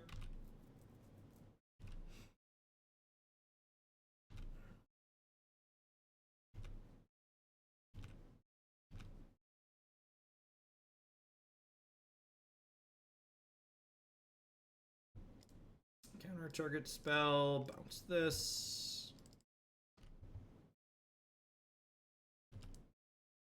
So we could draw a card here, or we could guaranteed draw Snapcaster Mage, so, you know which one I pick every time.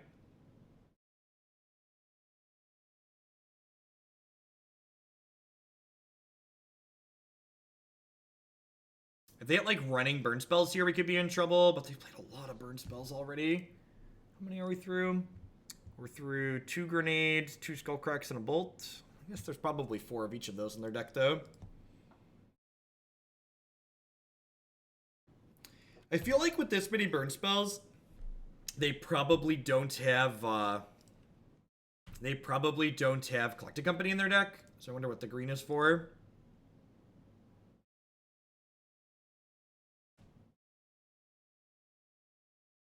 I'm not going to play her this turn.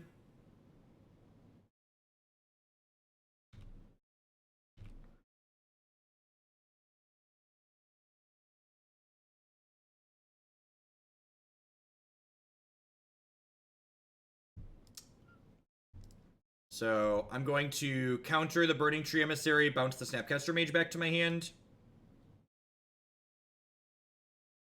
Darkest Command could be reasonable.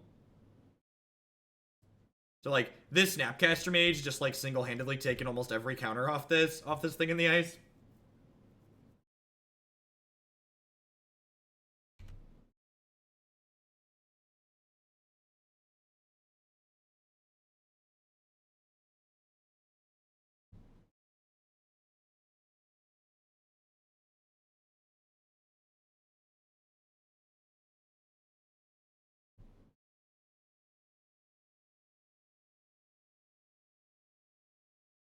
Hey, Akrin, thank you for the 3-month resubscription there. I appreciate that. Welcome, welcome, welcome back. So this isn't gonna die, but I just want to hit them for 7 this turn. I'm gonna play this land out now, even though fetching leads us dead to Bolt and Skullcrack, because we might need to flashback cast down here when I get a little bit aggressive. I need to end the game though. I think I need to actually kill them.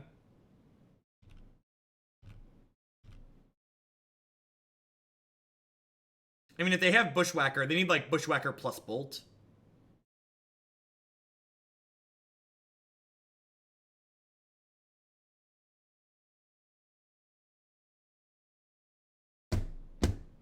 Or that. Oh, that's so unfortunate. Oh, that's really frustrating. I had to fade that for a little bit.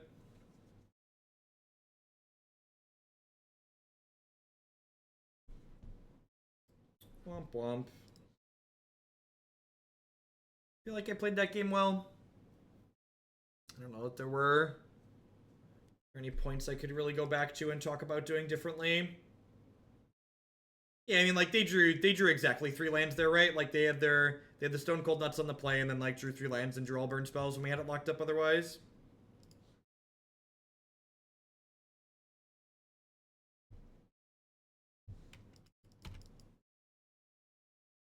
That was a cast down in my discard pile, not a Collective Brutality. If that had been a Collective Brutality, I definitely would have done what you just suggested. I would not have. The game would not have been close if we would have drawn a Collective Brutality in the 30 cards that we saw.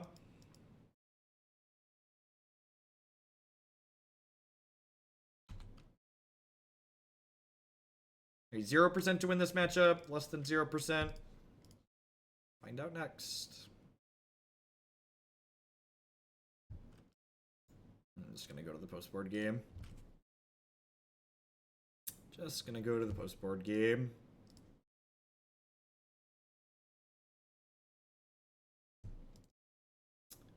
Got some tools here. And that we had there was not gonna do much against Tron.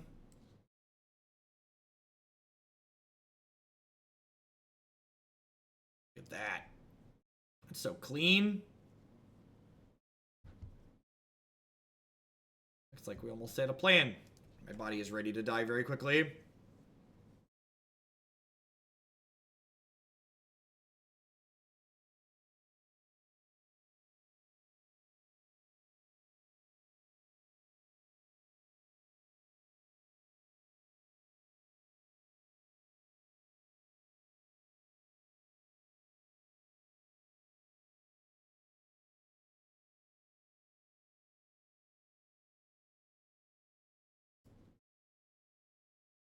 You can lead a horse to water, but you can't make him drink.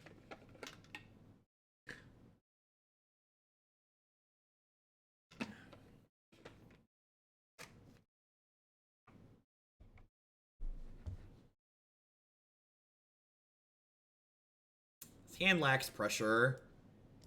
He's got an opt, though. Could go either way. I guess we can technically attack with this a little bit. At least we don't have to be conservative with our health total here.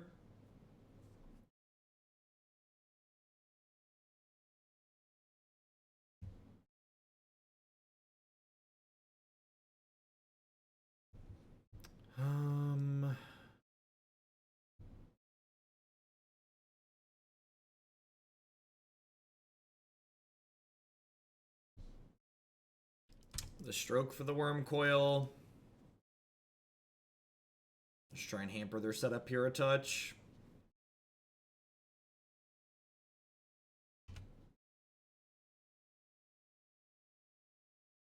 Alright, it's not bad.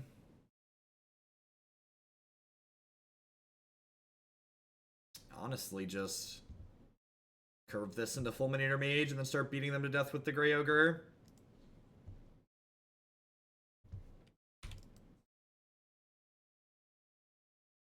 The Burn Pit with the $25 donation. Can I donate for the best version of Black-Green mid-range? You rock, keep it up. Yep, there's already one of those in the queue. Happy to push that one up. Thank you for the support.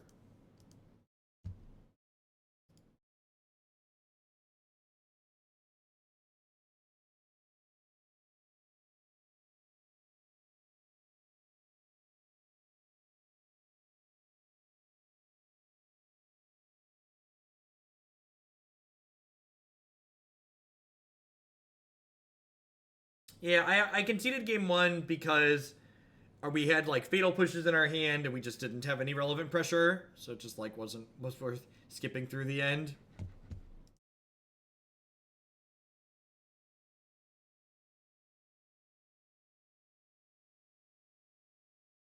Yep.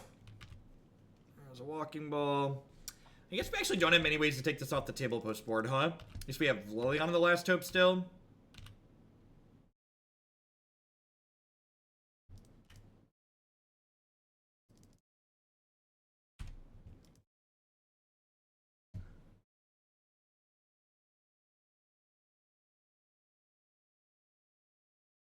Yeah. So, $50+ donations and tier 3 subs can still add new decks to the queue, but I am not accepting lower donation amounts to add new decks to the queue at the moment till we work it down. Last time it took me about a month to work it back to under 40, so hopefully we'll be able to do that again.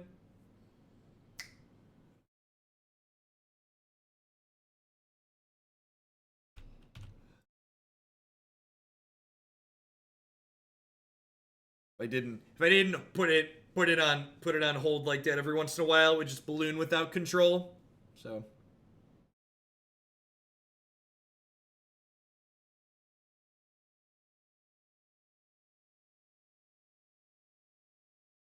yeah, I think it's great. Like ideally I want the donation queue to be like fairly full, right? Like that's why I don't start it back up again until we hit like 40 decks instead of like when we hit, 0. Because decks in the queue equals good for me, right? Like that means I have work to do.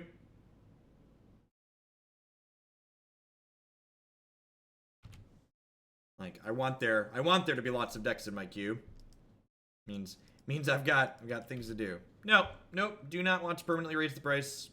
I believe me when I tell you that I understand what I'm doing and I make more money having a lower price.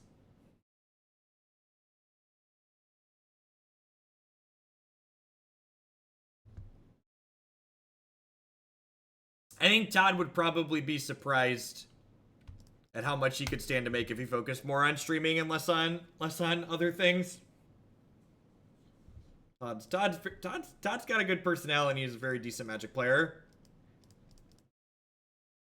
But, teach their own. I traveled around and played a bunch of Magic for a while instead of making money too. With both the Fulminator and the Damping Sphere here, I think we're definitely just taking the Worm Coil Engine, right? Just like hopefully leaving the Ulamog stranded.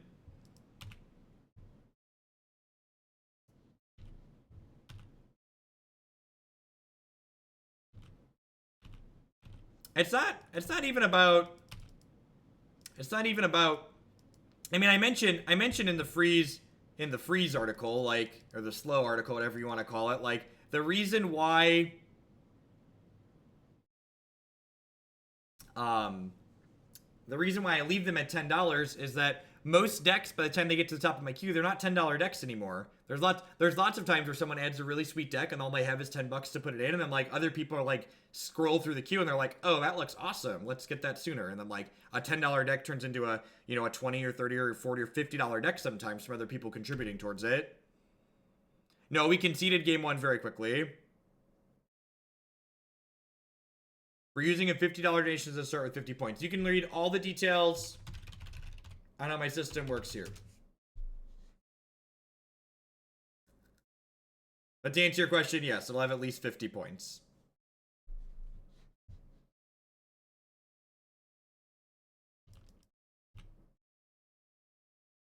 At 3 months, your shovel turns into a boot.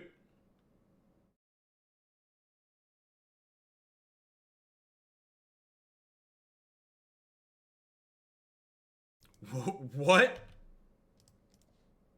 Yes. Deal.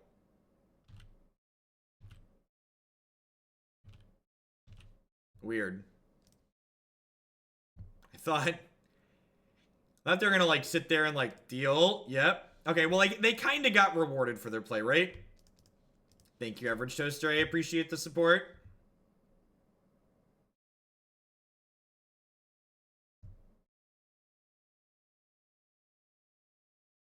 Yeah, sometimes, Bradley. I've been doing this. I've been playing Magic for a long time.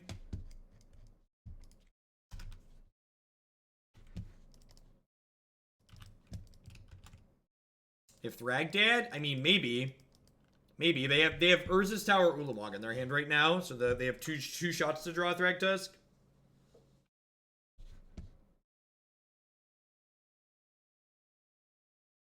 I'm kind of surprised they didn't pop the Relic in response to me down-ticking Liliana. It's a shame your balls are soggy, opponent.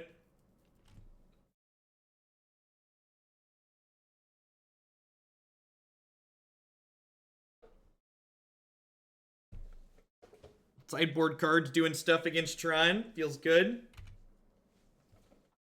Oh, yeah, baby. Let's get him. Let's get him. The Burn Pit with the big 5-0. Also, I'd love to see you at SCG Con, one of my favorite players since 2013. Hope you go and wreck them all. Thank you for the very, very absurd generosity there. I appreciate the support. Thank you for that. Gets us a big chunk of the way.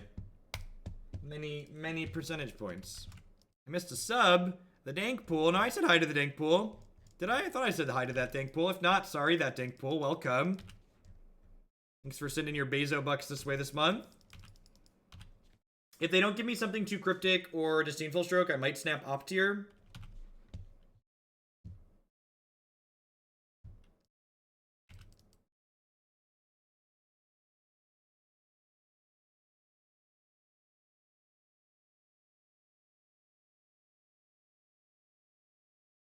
What you got? No, there's a non-zero chance I missed it.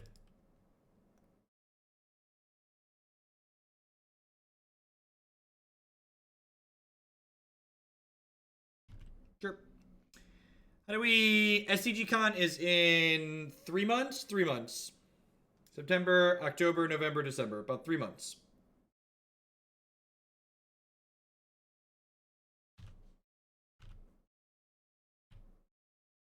How do we feel about Ambush Viper? I think we feel good about Ambush Viper.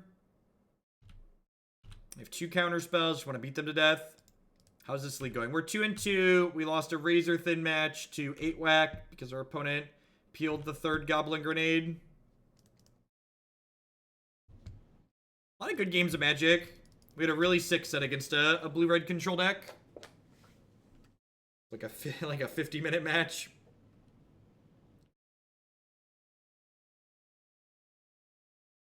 How do we deal with World Breaker? We Fulminator Mage them off of Tron. That effing guy, it's that time of year where I give Jeff my fun bucks and he gives me a timeout. Seems like a fair trade. Thanks for the 5 months. I appreciate that. Welcome back.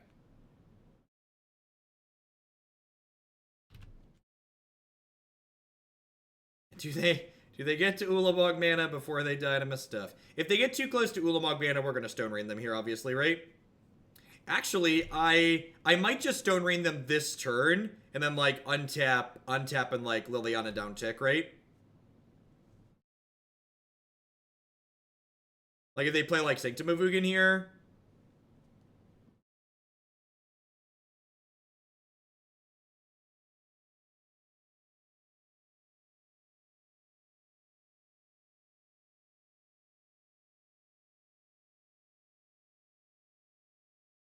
Yeah, after combat. We'll attack them for 4, and then Stone Rain them, bring back the Fulminator with the Liliana.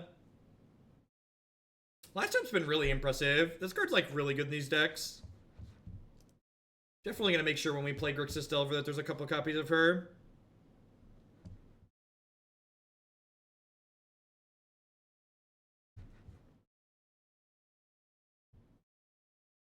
This is 4, 5, 6, 7 mana. How does someone get the higher level of subs? I can't seem to find it. When you click on the subscribe button on the desktop site, the Burn Pit, it should have options in the drop down to upgrade. That's a pretty good one. That's a pretty good one.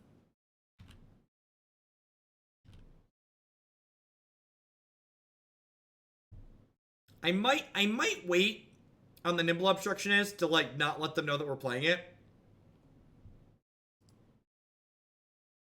I think Last Hope is better than Veil. I think they're different cards. I think in my deck that has some counter spells in it, like, generally wants to be holding cards in its hand, Liliana the Veil's pretty bad. They're also, like, good against pretty different things, right? Like, Liliana the Last Hope's very good against small creature decks, and Liliana the Veil's very good against, like, single large threat decks.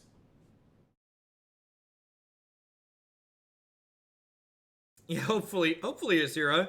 I like to make my plans pretty firmly in advance. I actually need to put a price watch on flights for the Invitational. So honestly, I think I'm not going to play the Obstructionist, even though I could kill them with it here. Because I think with Stroke and Cryptic Command, I'm like pretty close to this game just like locked up regardless. And I'd prefer them to not know that I have Nimble Obstructionist in my deck. How long of a flight? I think it's like... Usually you have to connect through Atlanta.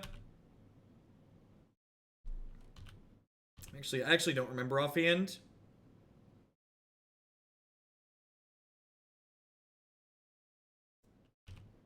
It's been a while since I've flown because I haven't been traveling. The couple of I actually really like the Atlanta airport. It's big, but it's got a lot of stuff.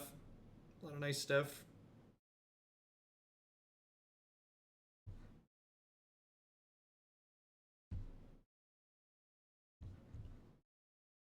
Hidden stockpiles. The problem with hidden stockpiles is just like not an individually powerful card. And Modern's a format that's just like not very kind to like super synergistic strategies. So again, for those that might have missed it, I'm aware that I could have tried to kill them with the Nimble Obstructionist this turn, but I'm electing to not show them Nimble Obstructionist because I'm pretty confident they can't draw any combination of cards through that can kill me, since I've got Cryptic and Stroke. All right, now to see if we can get a game while we're on the draw. This is going to be the hard one. Hopefully, the best thing you can see out of Tron when you're on the draw is like turn 1 Forest or Sanctum of Ugin or something like that, or like turn 2 Forest or Sanctum of Ugin. Just like a land drop that signifies they're not going to play Tron until turn 4 at the earliest. Just give you some breathing room. Yeah, we flew into LaGuardia one time. We flew into LaGuardia to drive with some judges from there up to an event in I'm blanking on where it was. It wasn't Newark. Maybe it was Newark. Somewhere in Jersey, I think. And it was just really bad.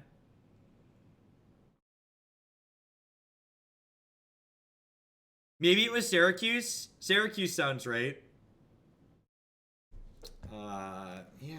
I mean, this hand needs some lands, but this definitely seems good. Needs a threat too. Needs threat and lands.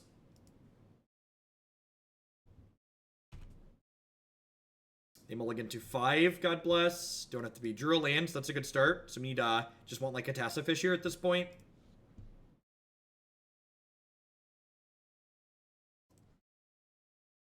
What are the odds that Tron draws more than 4 payoffs? 100%. 300%. Is there a percentage I can do that is greater than 300? 1000% to draw a threat. Over 9,000! This was really poor sequencing on their part. If they were going to cycle this, they should have cycled it before playing their land because they could have drawn a Tron piece this turn. That being said, I'll take guaranteed not having Tron for another turn yet. The limit does not exist. Yep, sounds right.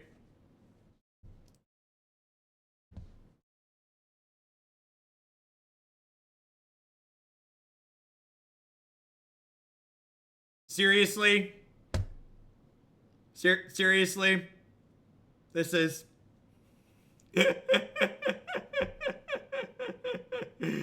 Oh, magic. Oh, magic. At least I have this Ghost Quarter.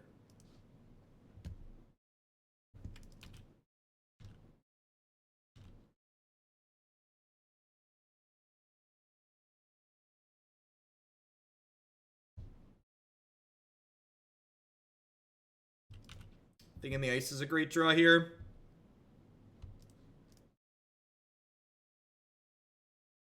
Worth noting that if this was Field of Ruin, we'd be up a land, but we wouldn't be able to deploy Thing this turn. So, like, that's something to think about.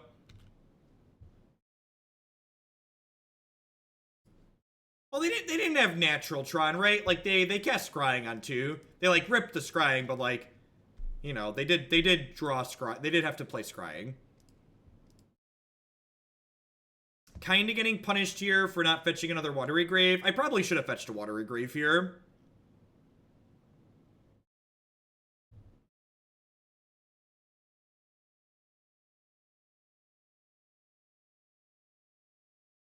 I didn't cast Thoughtseize plus Thing this turn because you can't Thoughtseize the top of their deck. And if you've never played against Tron before, the top of their deck is really fucking hot. Because you Thoughtseize them, see nothing you care about, and then they untap and play Ugin.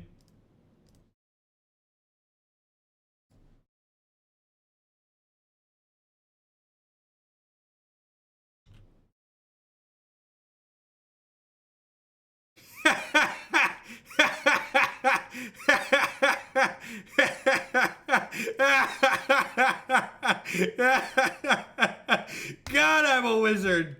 I'm such a goddamn wizard. You know that, chat? Just, all right. There we go. Hashtag the more you know.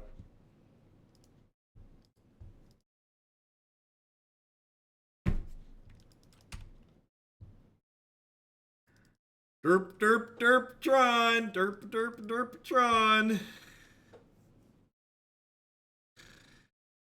Do I hold up Countersquall here, or do I play Thing in the Ice?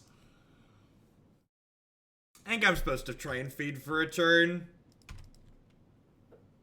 Appa Peak, thank you very much for the 100 bits.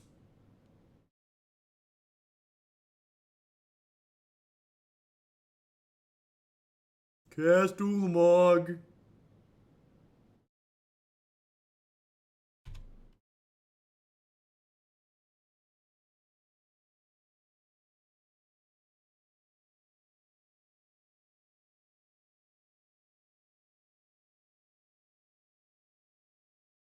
Yeah, Walking Ballista. Storm Coil, sure. Yep.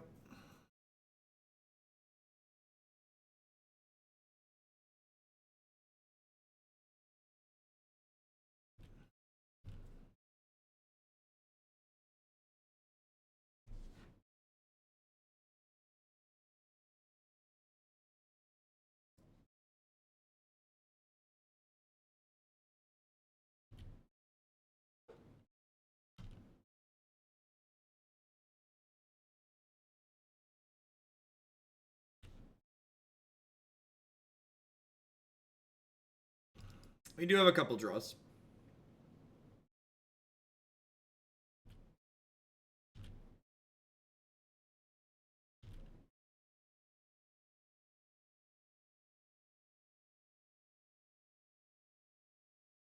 Cast something I can Countersquall.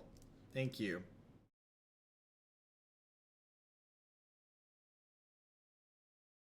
Alright, let's an untapped land here.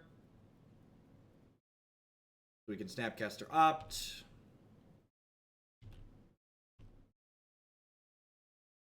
Ding.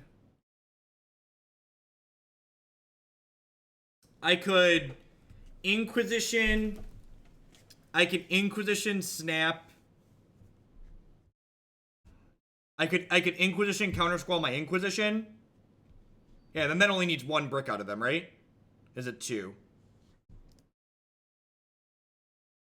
By Inquisition, Countersquall my Inquisition, send the thing back, hit them for 7. That puts them to 17. Then the following turn, I can snap Opt. And that only hits them for 14, though. Which actually leaves us a turn behind, right?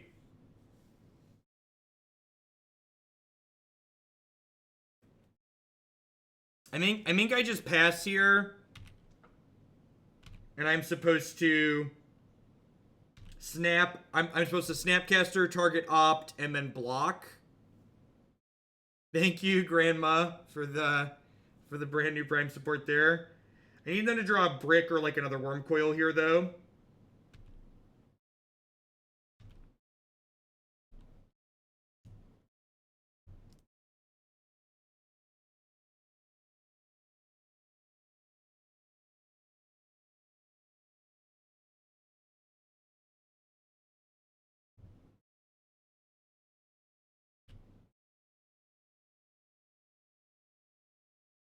Yeah, they like hit anything here. We're in a lot of trouble.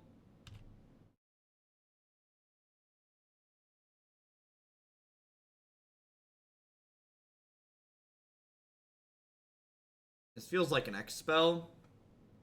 Well, I guess Tron lands just tap weird. This is the suspense on the redraw. Just play a bad land, please. I mean, we're on a 3-turn clock regardless. KGS, thank you very much for the 3-month resub there. Welcome, welcome, welcome back.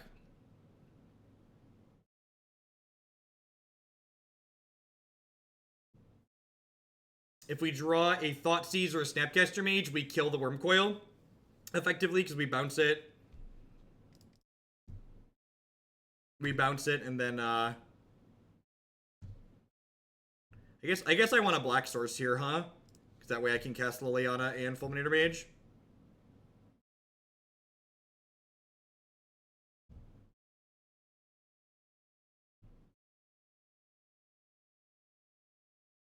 Looking for a Thoughtseize or a Snapcaster. Tessafish. That doesn't do anything at this point in the game. Oh, chat. That,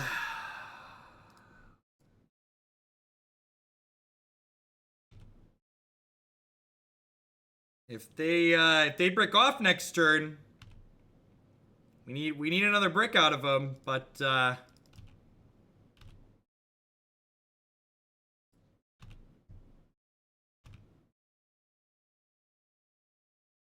we need to fade most threats here. Like, I guess Thragtusk we could probably beat. If they draw a land here, they should be pretty dead to rights.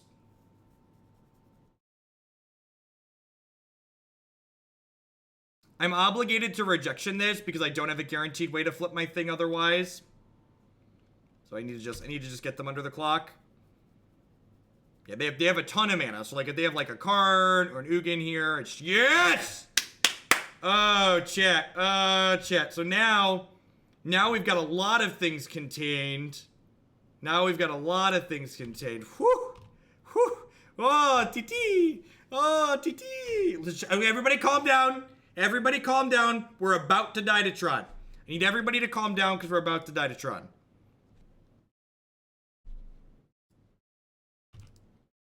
You know there's an Ulamog on top of their deck. Even Worm Coil we can't beat here at the moment, right? Like Worm Coil's a brick wall.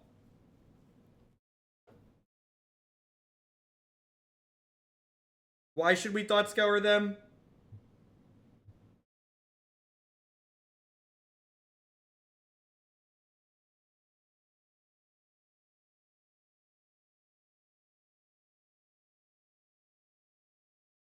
Don't be a creature. Don't be a creature. Did you Walking Ballista? Walking Ballista? That sucks. Oh, just... Man, that sucks.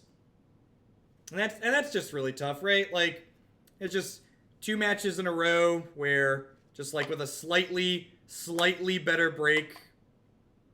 So, and again, just like we finished 2-3 in this league, but these last 2 losses were both one top deck away from just being 4-1. Knew we should have Thought Scoured them, right? So, like, if we would have Thought Scoured them, not only would we have milled the Walking Ballista, but we actually would have drawn Ceremonious Rejection. So, obvious punts. And for the record, for those that don't detect that I'm being sarcastic, you shouldn't Thought Scour them. You should Thought Scour yourself. That's how the cookie crumbles, unfortunately. It's just how it goes.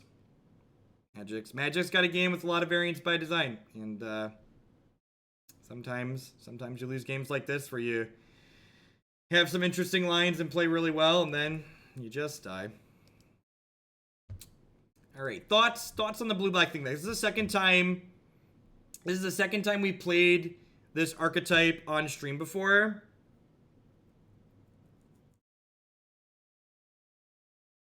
It's the second time we played this deck on stream before, and I think, I don't know how I feel about Ghost Quarter versus Field of Ruin. Ghost Quarter was actually a little bit better there, so it's probably fine. I think the Spellskites are actually really good. I don't know why you think they felt weird. Like, the Spellskites allow us to protect our threats. They have some synergy with Thing in the Ice. They're good generically against a good spread of decks in the format. I think if I were to play this again, I would probably increase the land count, go back up probably closer to 22 lands, get 3 to 4 Creeping Tar Pits in here. Nimble Obstructionist is probably the cut. As far as the spread in the sideboard goes, I feel like we had a pretty well balanced set of cards. I don't think I'd change anything there. Like I said, I think it was just like slightly better margins or slightly better beats. We would have been 4-1 in that league instead of 2-3. Just like razor thin game 3s, like they're dead. Can they top deck the card they need, and then they did.